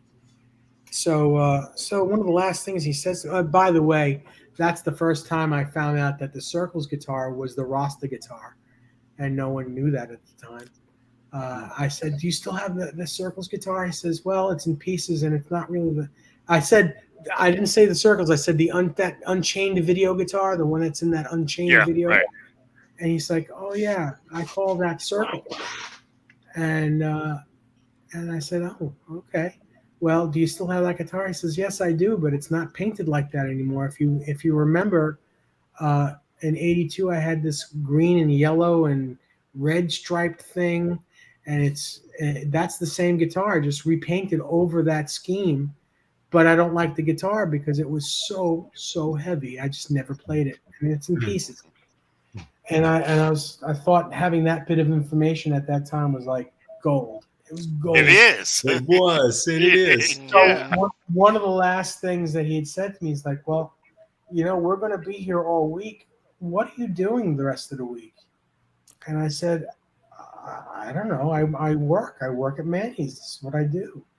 He says, "Well, if I can get you the week off, would you like to hang out with me? And if there's like anything that I need, you go get it for me. But mostly you'd just be by my side and hanging out, being like my New York buddy." And, the whole band was there. Gary Sharon, Mike Anthony, Alex, they were all there. Not in that room, but I got to meet all of them, and they were cool. And there were How certain can you times say it was no to that? Yeah. Holy so moly. so so wow. So Eddie gets on the phone with my immediate boss, which was the guy that hired me, my buddy who hired me, and he says, Dave, you really want Dave to have the week off? And so I get on the phone. He's like, well, how would you like to take your vacation this week? So you get paid and you get to hang out with your hero. Excellent. I said, oh, okay, no problem. Yeah, So let me think about it. There you go. So, There you go. and believe me, for them to impromptu give me the week off when they only have enough guys to cover the days that they have them working, because it was a very, very lean staff. But someone had to work my day off, and in turn, when I would work that guy's day off, when it was when I was supposed to be off or whatever. So anyway,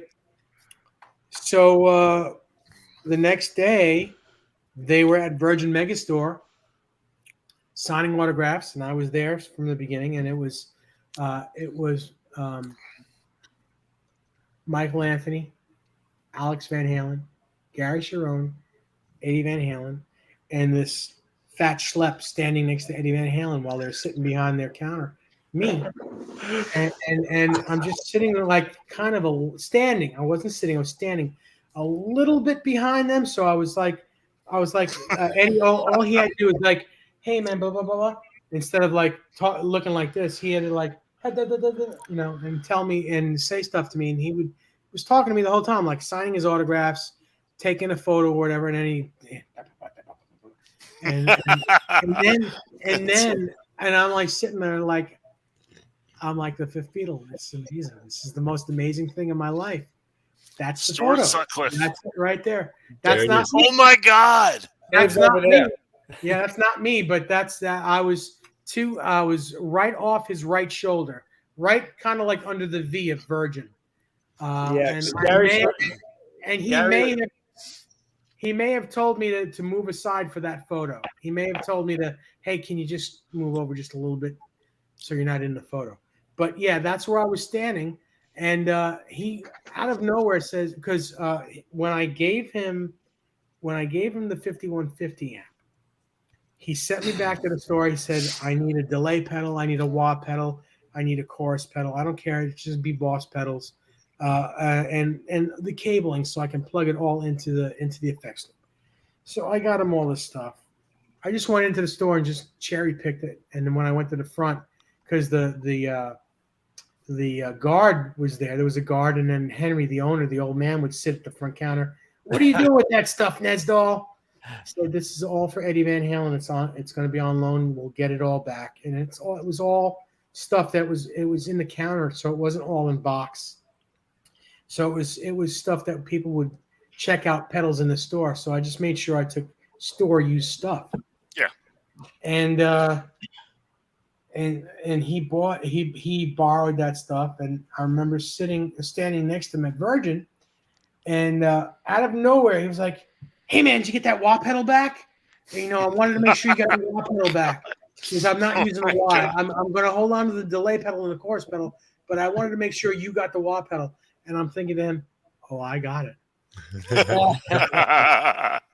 Mine. It's mine. And I went back and bought it from the store, and I kept it. There you go. So, absolutely. Good for you. Yeah. So he's like, and it was very funny. Yeah. So cool. That's him. That's right where it was. And Kurt, that was me with a lot less miles on me back then. It was a long time ago. Conklin, that's you? That's me. Yeah. So you guys were in the same room at the same time. Yeah. Isn't that crazy? Dave was like 2 feet away from me. Holy shit. That's amazing. Yeah. Didn't know each other from a hole in the wall. And, move over, Dave. The line is so cool. I remember the line of people that were lined up to get autographs was, first of all, the Virgin Megastore was exactly that. It was a mega store. And you had to go down an escalator, and go to the back. And the store was not only all the way up the escalator, it went around the top part of the building and out the door and around the block. Wow. And they signed every person's stuff. They stayed there for the whole thing. And all four of them?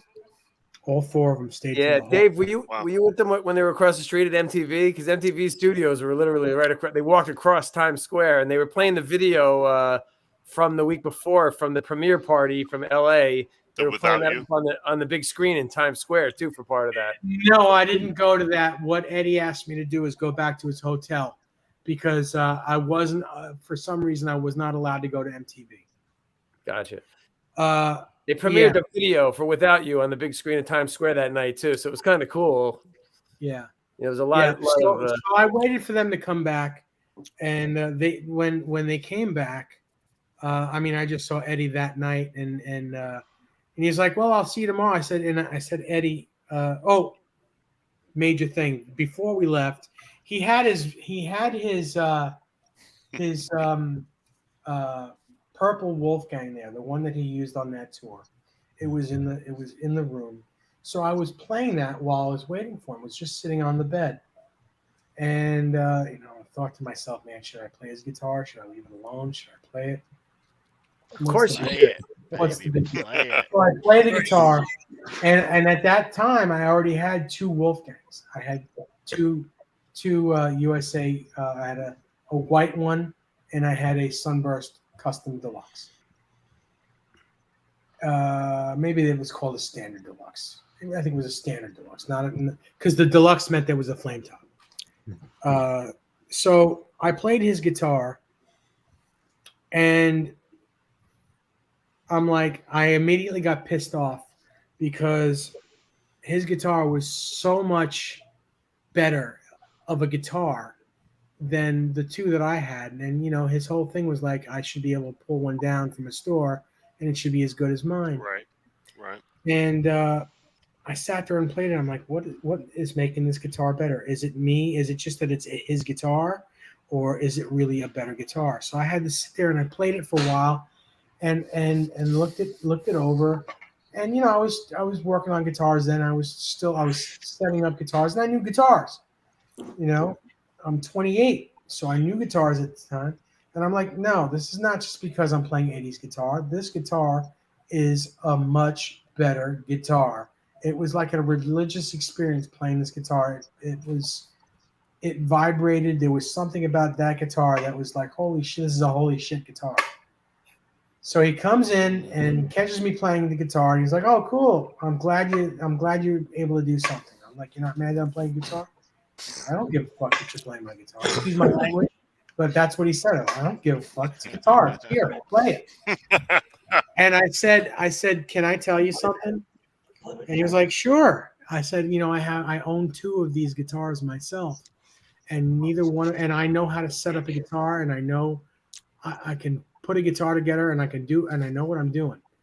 But why is this guitar so much better than the 2 that I have? And I'm not saying it because it's yours. And I was talking to him like I'm talking to you guys, really, like we were just best buddies. And I said, I'm serious, man. My guitars are good. They're good guitars. I'm not saying they're bad, but they're not this. He said, that's impossible. I made sure that every guitar that gets built is exactly like this or any one of my personal guitars.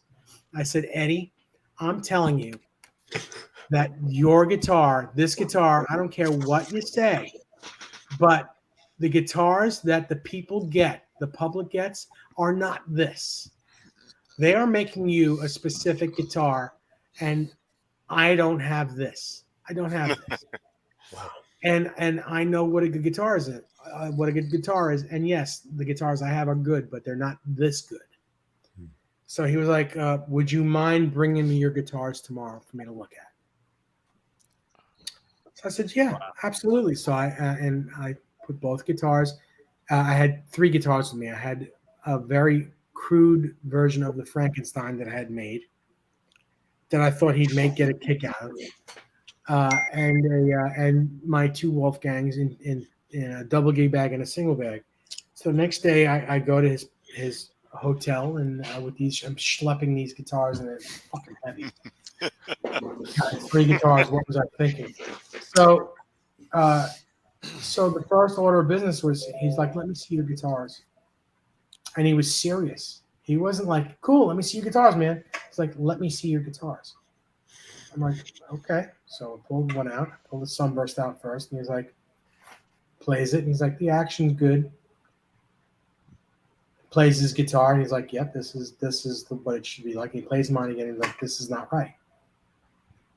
And then he pulls the white one out and does the same thing. He says, yeah, your guitars are not like mine. They're not like my guitar. And he calls Hartley right then and there. And he starts screaming at him. Holy shit. I'm playing two guitars that a personal friend of mine owns, and they are not like my guitar, blah, blah, blah. And I'm like, what did I start? Holy crap. Oh my God. Yeah. And he thanked me for doing it. He was like, I will not put my name on something that, it's not that your guitars are subpar, but they're not what I'm playing. It's not what I'm playing. And I said, well, and I told him, and this, I'm just being matter of fact with him.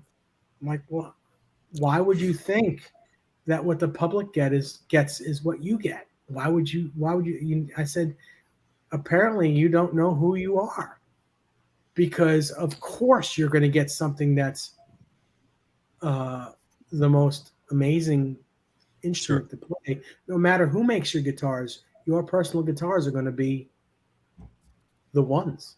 Yeah. He's like, well, that was in the contract and blah blah blah, and your guitars. He said, and he apologized left and right. He says, no, you got some good guitars, but yeah, I'm so sorry that they're not what. And that's and then he autographed my white one, and then he took a look at the Frankenstein looking thing. Wow. And it was not a great version. It was just, it was an early thing. He said, David, why would you make a piece of shit version of my piece of shit guitar? That is awesome. That is awesome. And those were his exact words. And I said, point well taken. And I said, would you be kind enough to autograph it for me? He says, yes, but I'm going to autograph it on the back so no one sees it. So, oh my God, that's awesome. I have a photo of the Wolfgang who signed for me, which my God. I wish I still owned the guitar, but I have photos of it. So let me get that photo out for you guys. Give me 1 second. Dave, Holly Lewis is asking what was different, if there's any way you can specify what was different between the guitars or different about them. It was a feel thing. The neck wasn't quite the same. It just, there should be a specific bounce to those guitars. To any guitar, really. There should be a bounce coming off the strings. Like, I can't explain it, but when you play a dead guitar. Right. Whether it be dead strings or just a guitar that's lifeless, it doesn't have a bounce to it. But when you play a real lively, good guitar, it's got this bounce to it that I can't explain other than saying it's a bounce. His guitar had that bounce, and my guitar did not. Not all the time, but I've had a lot of times that really, really good. And I don't mean when I say good by high end or expensive, it's not the two, I guess it exists both ways. But I think that when you get a really good guitar, whether you got a cheap one for a great deal or it is like some $5,000-$10,000 or more vintage guitar or whatever, when you play a good one, I get what you're saying, but it's hard to put it into words. I wouldn't know what to say.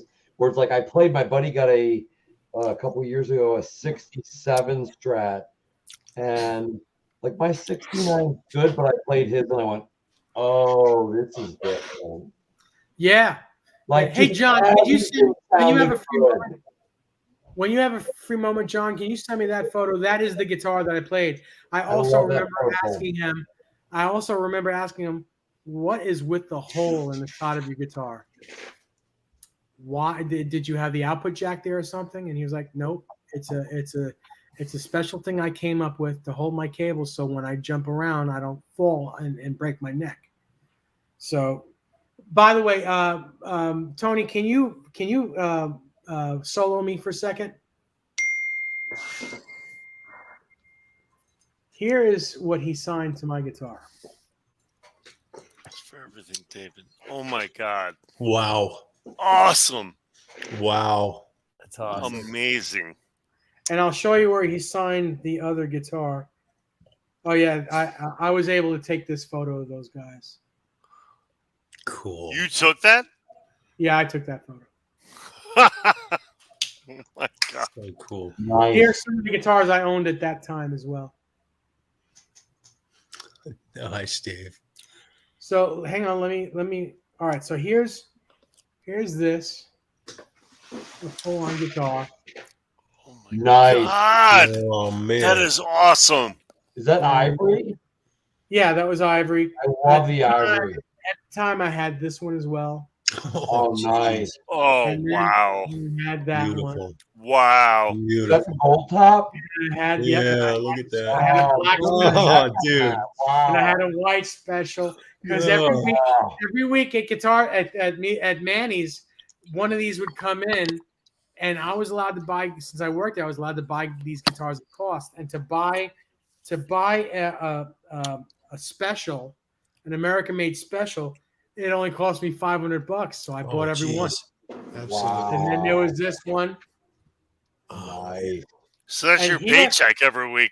Yeah, pretty much. Not every week, but here is the crude Frankenstein that I had made.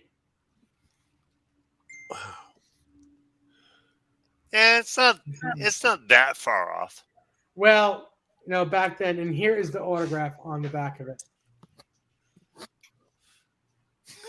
Nice. Yeah, from the back you can see the difference. Yeah, it was terrible. But he got a kick out of it. He got a kick out of it. He's like, this guitar is really a piece of shit. Yeah. Don't feel bad, because mine was a piece of shit. I mean, it is what it is because it's what I used, but it is not really a wonderful guitar. So, Oh my God. I thought it was a great compliment that he said what he said to me. I thought it was really cool. Sure it was. So that day happened, and we didn't really do much that day. We hung around. Really, we played guitar. I had my guitars, of course, and he had his. And that's the day that we sat on his bed together, and he was like, "Let's jam." So we just jammed. No amps, just two guitars. And I was like, "Well, he's like, well, what do you know?" I said, "Well, what songs of yours do you want to play?" And he was like, "Well, do you know Panama?" I said, "Yeah, I know it." And I played it. We played it together. Came to the guitar solo, and he let me take the first solo. And what do you do when the solo to Panama comes up? But play the Panama solo, right?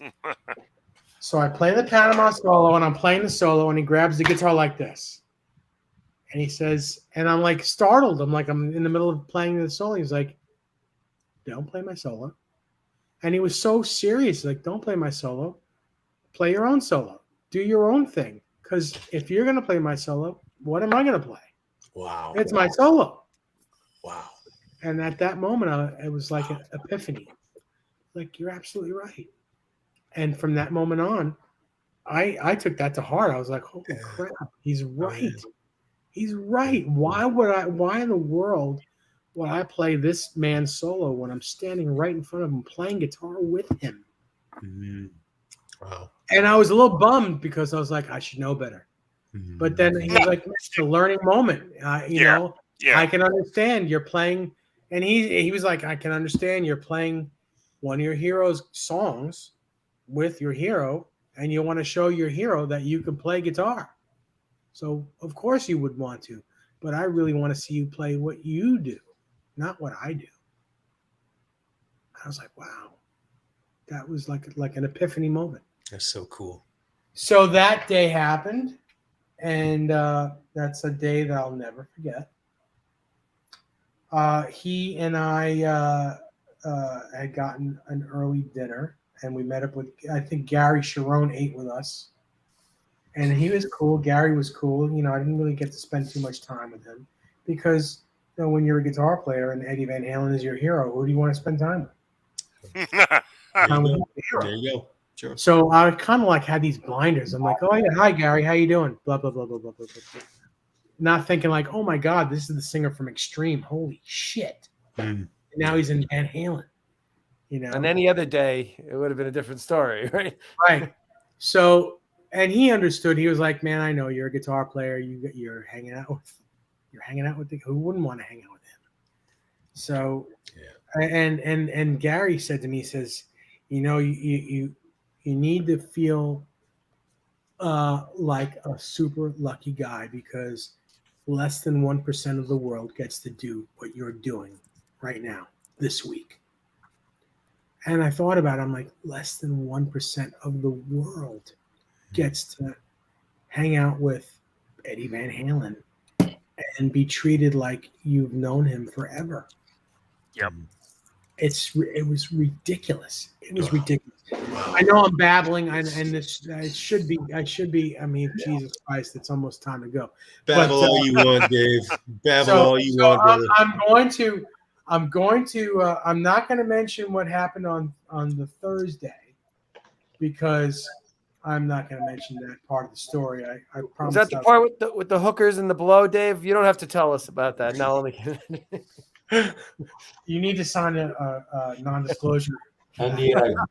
NDA. There you go. So minus the Campbell. But there was, I will say this, there was the night at Scores with him and Howard Stern. But that's as far as I'll go with that. Now, And this was the week of the week of the Howard Stern show. Is that right? Yes. Yeah. Yeah.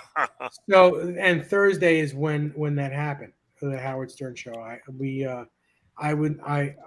couldn't hang out with them in the little studio. I was in the green room, waiting for them to get done with their interview. But I did go with them. I met Howard very briefly. I met some of the other cast members, but again, compared to who I was hanging out with, none of that mattered to me. So I just waited in the green room and watched it unfold live with the rest of the world. So and then afterwards, I was able to meet up with my buddy again and hang out, And Friday comes. Now Friday was my normal day off from work, and they were leaving. They were leaving on Friday to, I think, go to Australia to start their tour, I believe. Almost positive that's what happened. So I'm sleeping, and I'm it's 9 o'clock in the morning or so, and I'm sleeping, and the phone rings, and my then wife picks up the phone and says, hello, and the person on the phone says, "Is David there?"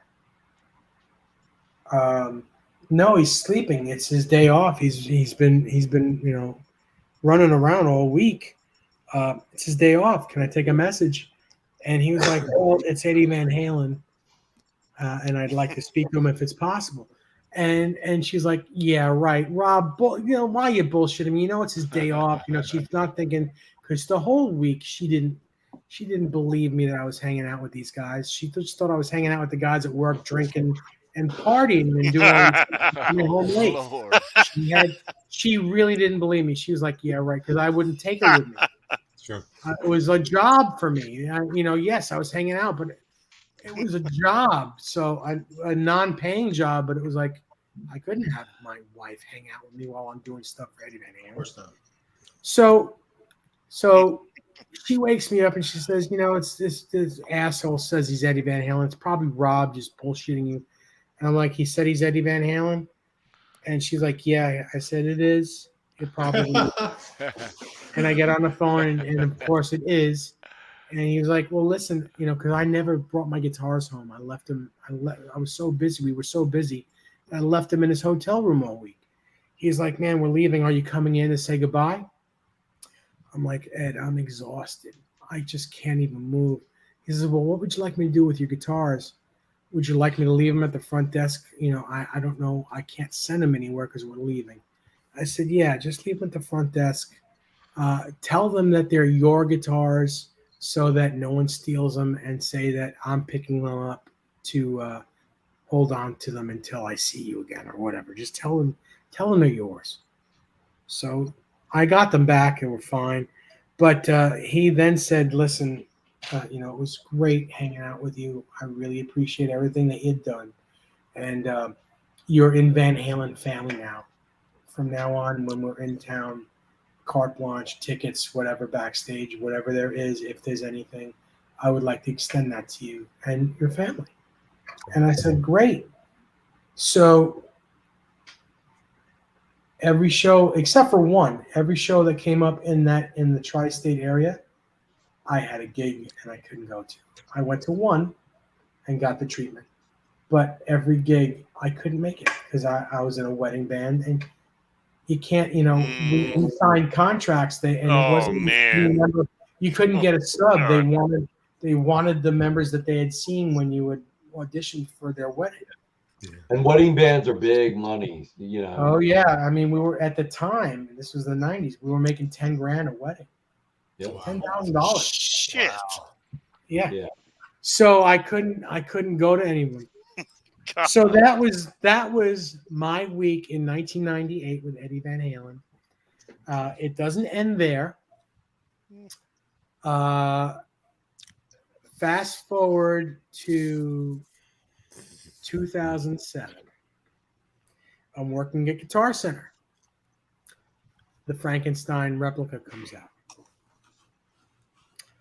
Between me and two other guys in my department, we sold 8 of those guitars at $25,000 a piece.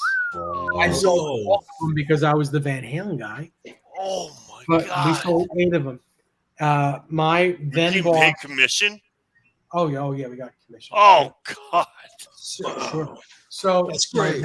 My then boss calls Fender, the powers that be at Fender, or he calls the powers that be at Guitar Center, like the big wigs, and said, you know, this store sold 8 of them. 6 of them were sold by one particular person. Yes, and they in turn got in touch with Fender and said,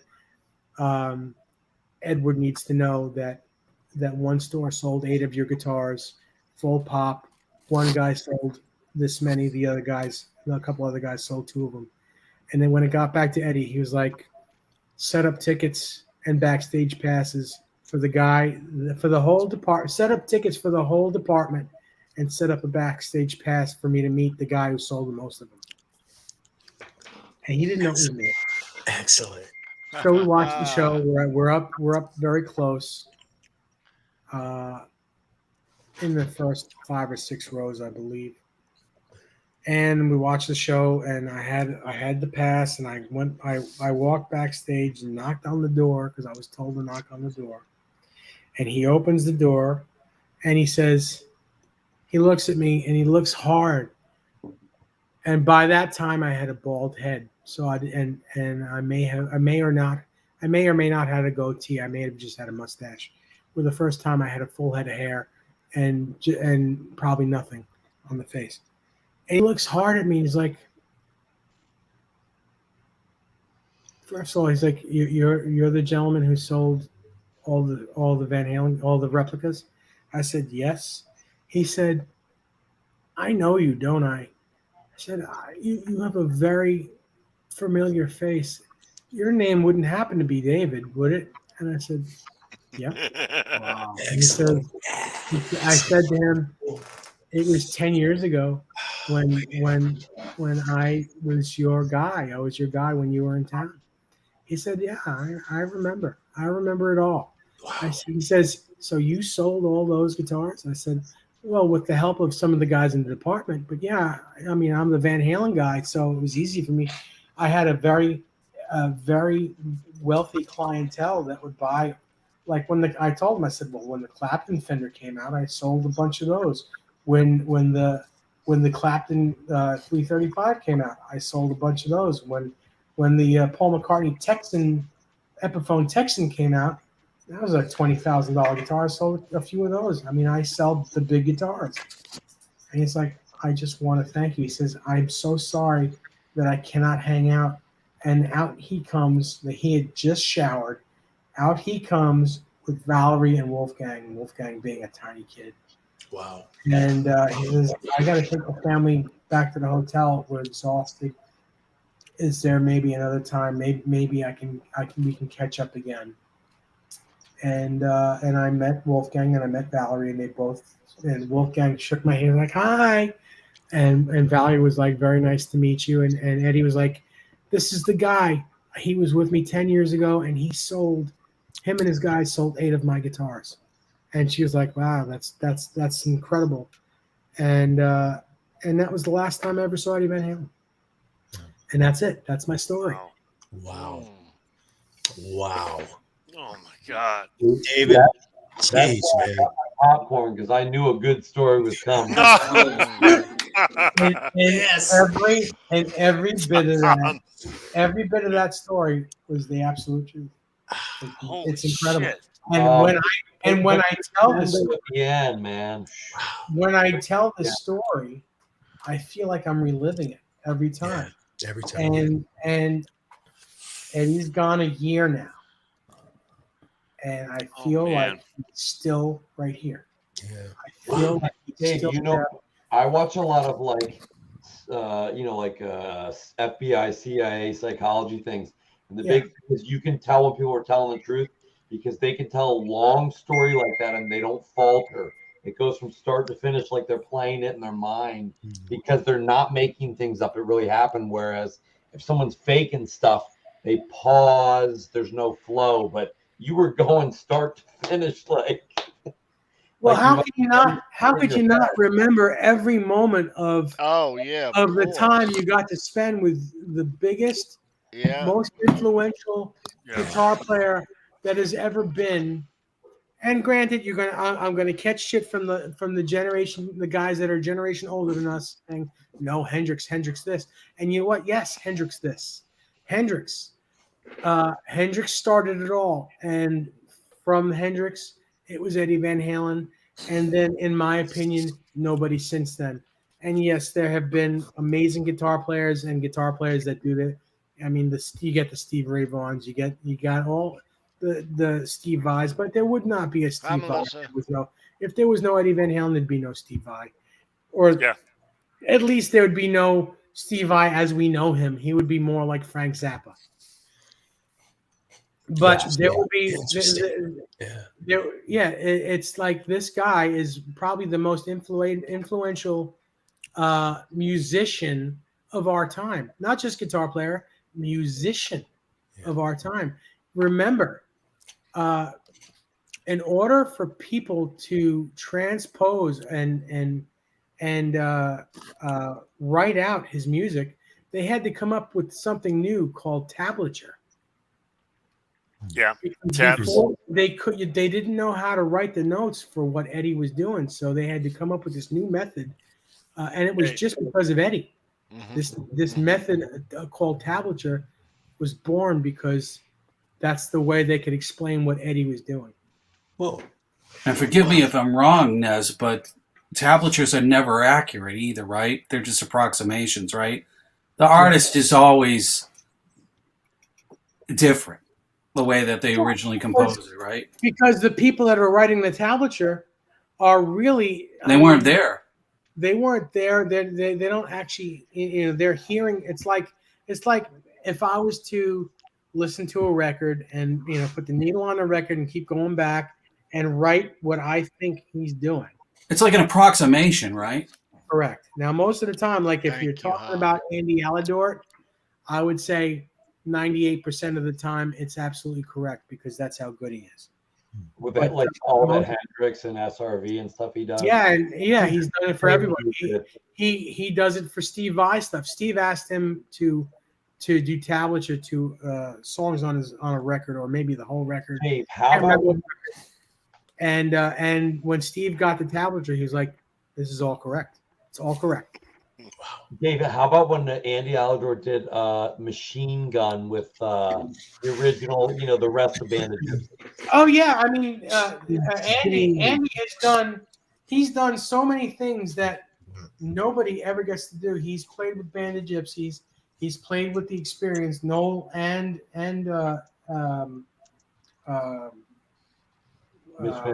Mitch Mitchell. Yeah. He's played with Double Trouble. He's played with pretty much. He's played with the guys from Aerosmith. He's played with everybody. I'll tell you a quick Van Halen story that he related to me. I've been friends with Andy for over 30 years, and as we may or may not know, he is still a senior editor for Guitar World magazine, and he worked under Brad Talinsky, as you guys all know who he is. Yes. So when Brad and Chris went to 5150 when they did the Billy Corgan interview, Andy was also there, and he was when they were getting sounds up for Billy to play the amp and all that stuff. Andy had told me that he was in the recording room in the control room with Matt Bruck and maybe a couple of other people, and he was bored just waiting there. So there was a rack of 20 guitars in front of him, like a rack like you would see behind me, like this rack of guitars here, like 20 right here, like a rack filled with guitars. And they were all Music Man and various Wolfgang guitars.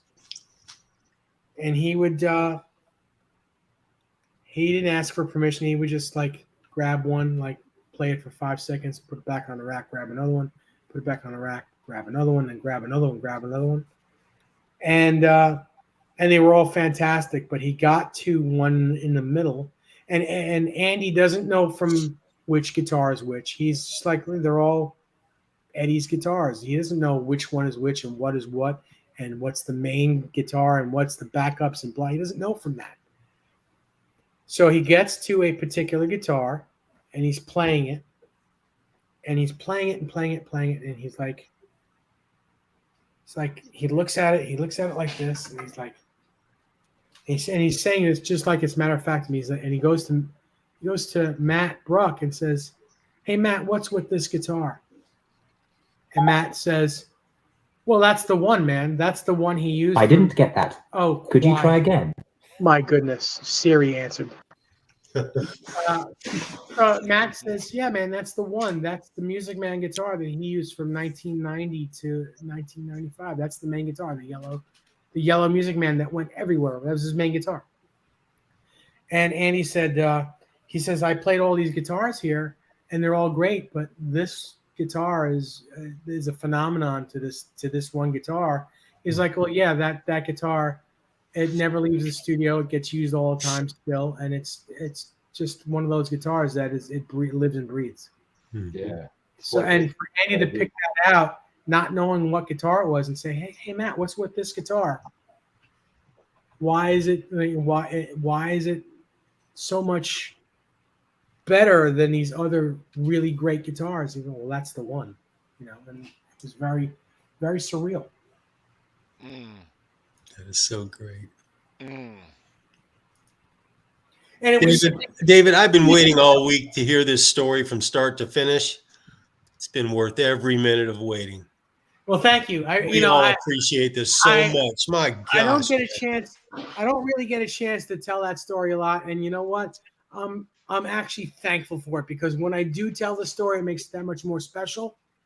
And I'm proud to be on this show and tell it to you and everyone that's watching us. Yeah, and I know, we all watch the same shows. We all watch pretty much every one of these social media guitar shows.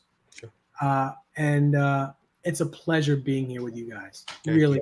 And it's a pleasure being here with everyone in the chat, even though I see probably 90% of you on my show. It's really a great thing. And the people that I don't normally see, thank you for spending the time and sharing my stories with all of you. Yeah, Dave, thank you so much for being. This has been such a treat. Absolutely. Dave's show every Thursday, NEZ SEZ, 8 p.m. Eastern, with Tye Price and Ben Coombs. Yes. Now, Tye is going to be in the field again tomorrow, so he won't be with us tomorrow night. But our guest is Lenny Camp, and first of all, he's a great blues guitar player in his own right, He worked on 48th Street in Manhattan during the 70s, amongst other things. He's got probably the best stories of the time. I mean, he would sell, the 58 Explorer with the cutoff top that Eric Clapton used. That was Eric Clapton's. Well, he sold that guitar to Eric Clapton. He sold 59 Les Pauls to different people. He has sold every major artist guitars back in the 70s, and is going to tell us his stories. Excellent.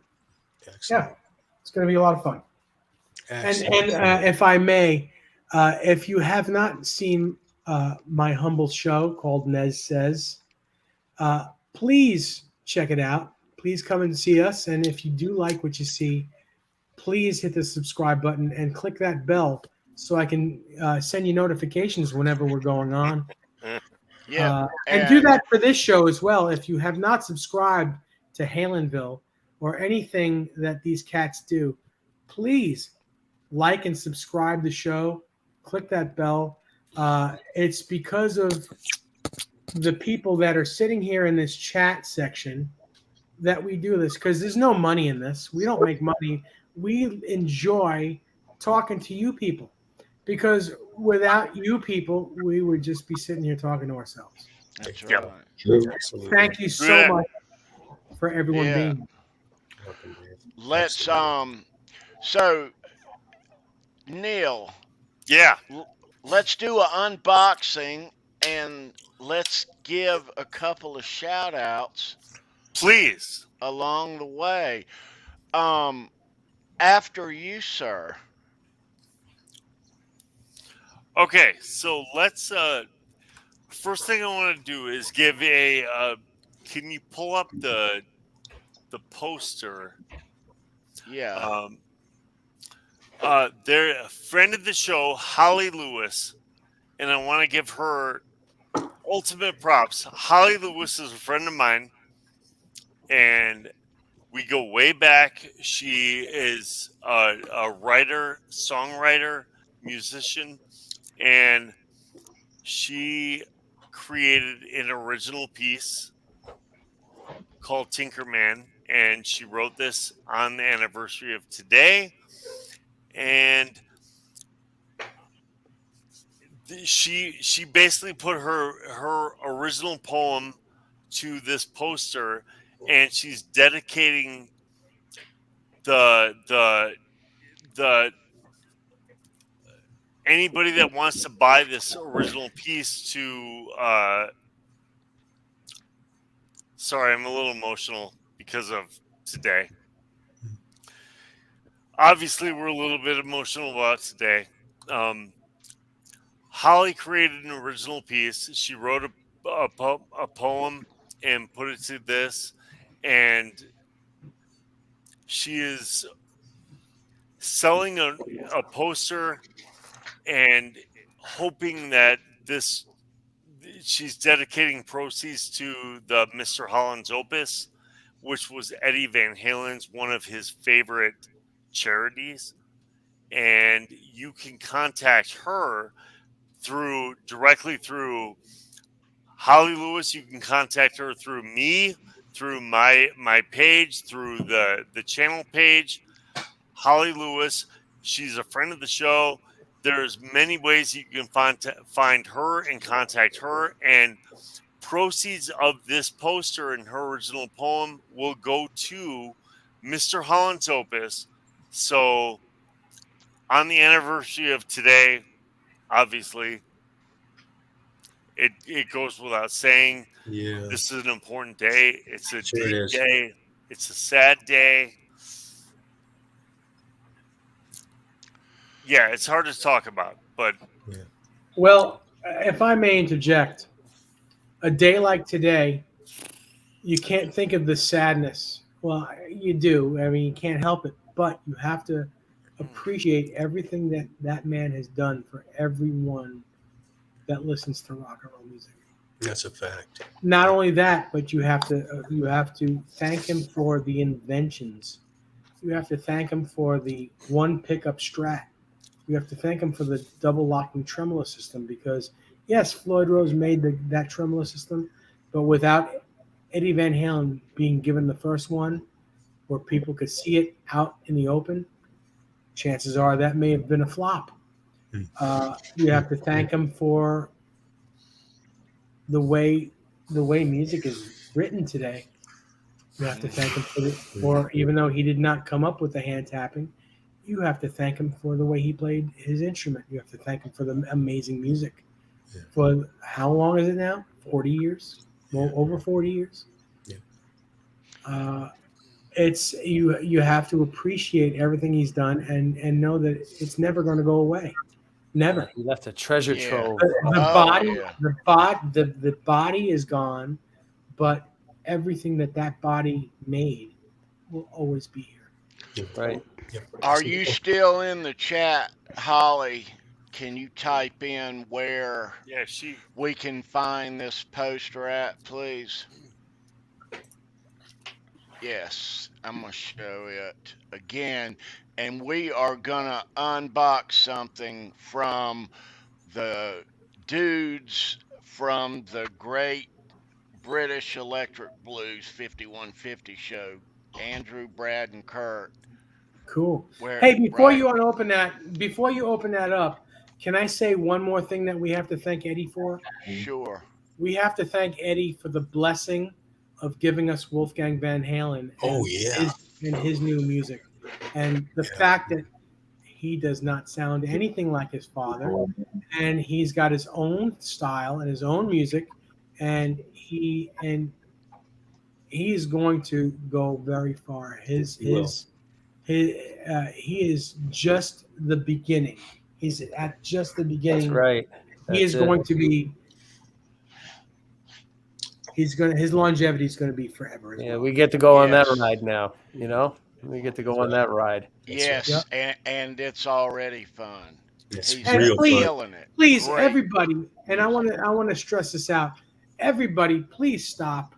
Please stop from asking Wolfgang to play Panama and Van Halen songs. Yeah. He really, and I don't know him from any different from meeting him once.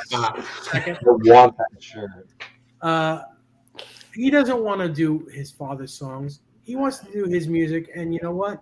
He is saluting his dad by being alive. He is a Van Halen. He's the product of his father. That's good enough. His music is amazing. Well said, man. Dave, you know what the sickest thing is, too? If he was doing exact mimicry of what his father did, then people would just be shitting on him for why are you not original? Like, you can't win with people these days. Exactly. You're no matter what, That's right. Yeah. Oh, it's name recognition, and you're just doing, you know what? I mean, he put out a great, album, and he got on, the biggest, if not one of the biggest tour of the year, He gets it, and the majority of people are great with him, and it's just a few people that go after him and say stuff, but he loves to joust with these people. He says it. He says he has fun doing it. So whatever floats his boat. If these people say stupid crap and then he goes after them, it's fun. I laugh when I watch him respond to them. I think he enjoys it. He said he does, so we know he does. So he's a big boy. He can handle himself. He is. All right, let's do this unboxing. Yeah. Unenveloping.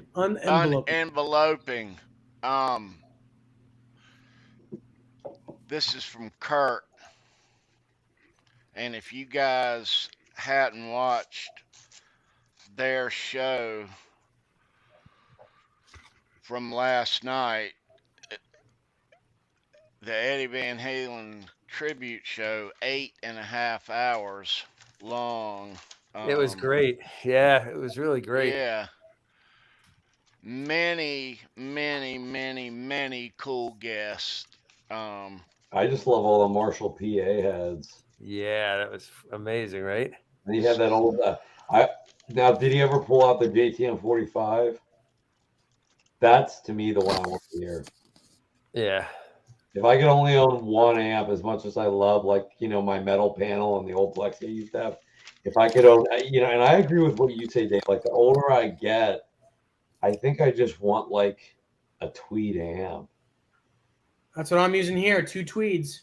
Because if you put a boost in front of it, you can get a Marshall sound, like any kind of Marshall sound. And I was never a super high. Like Van Halen's about as high gain. I mean, and not even, you know, like when he got gainier, early Van Halen, that's about as high gain as I ever got. I mean, so for me, I tend to go more on the less gain side anyway.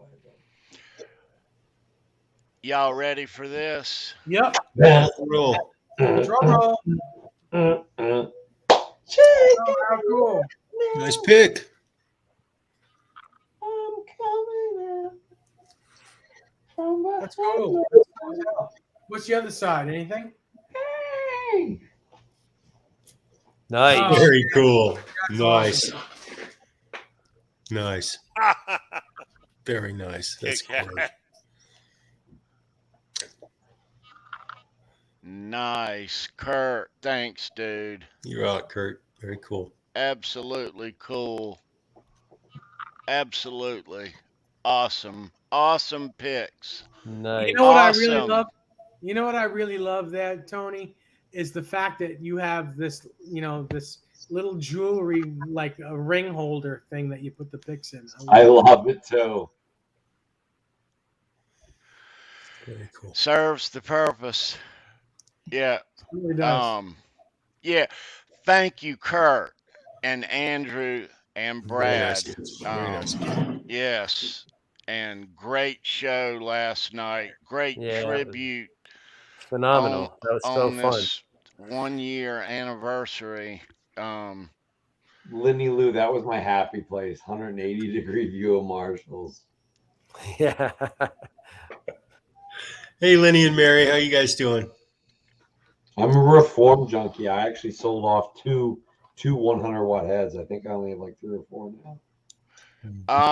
So let me take care of a couple of things.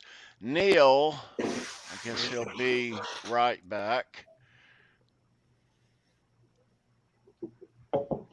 Neil's links are down below if you want something made. Daily custom designs links are down below. Brendan B. Squared handcrafts custom cigar box guitars that look like this. His links are down below. That one on the left right there is Right that there. one right there. Yeah. Thank you, Brendan. I still want number 4. Yeah, they are sweet. His links are down below. Dave, your links are down below. Yes, I do have one more link if Sandra would put it in there as well. www.guitarwhisperer.guru. That's GUITARWHISPERER.guru. Now that's my website to my guitar building, and if you ever want anything built, just reach me there. There's a contact page. I have a photo page of some of the stuff that I've done with my partner, and just let me know. I will get back to anyone that reaches out. Yeah, thank you, Sandra. And for those of us with tattoos, Ink the Original Essential Tattoo Care high grade formula with organic ingredients to hydrate and protect environment and reef safe. Fight the fade. Take care of your tattoos. Yeah.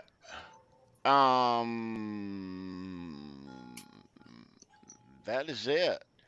Can I say one more thing? Is that possible before we say goodnight? Sure.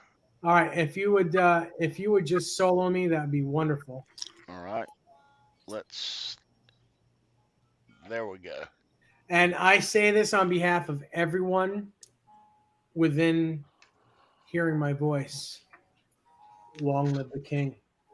There you go. Long live the king, Edward Van Halen. Absolutely. Super cool, Dave. Wow. Amen. Beautiful. Well said. Yeah. All right. So, Absolutely. yeah. There you go. Yeah. All right. On that note, we want to thank everybody for joining us tonight. Thanks to everyone watching on the replay. We love you guys. Have a great rest of your week.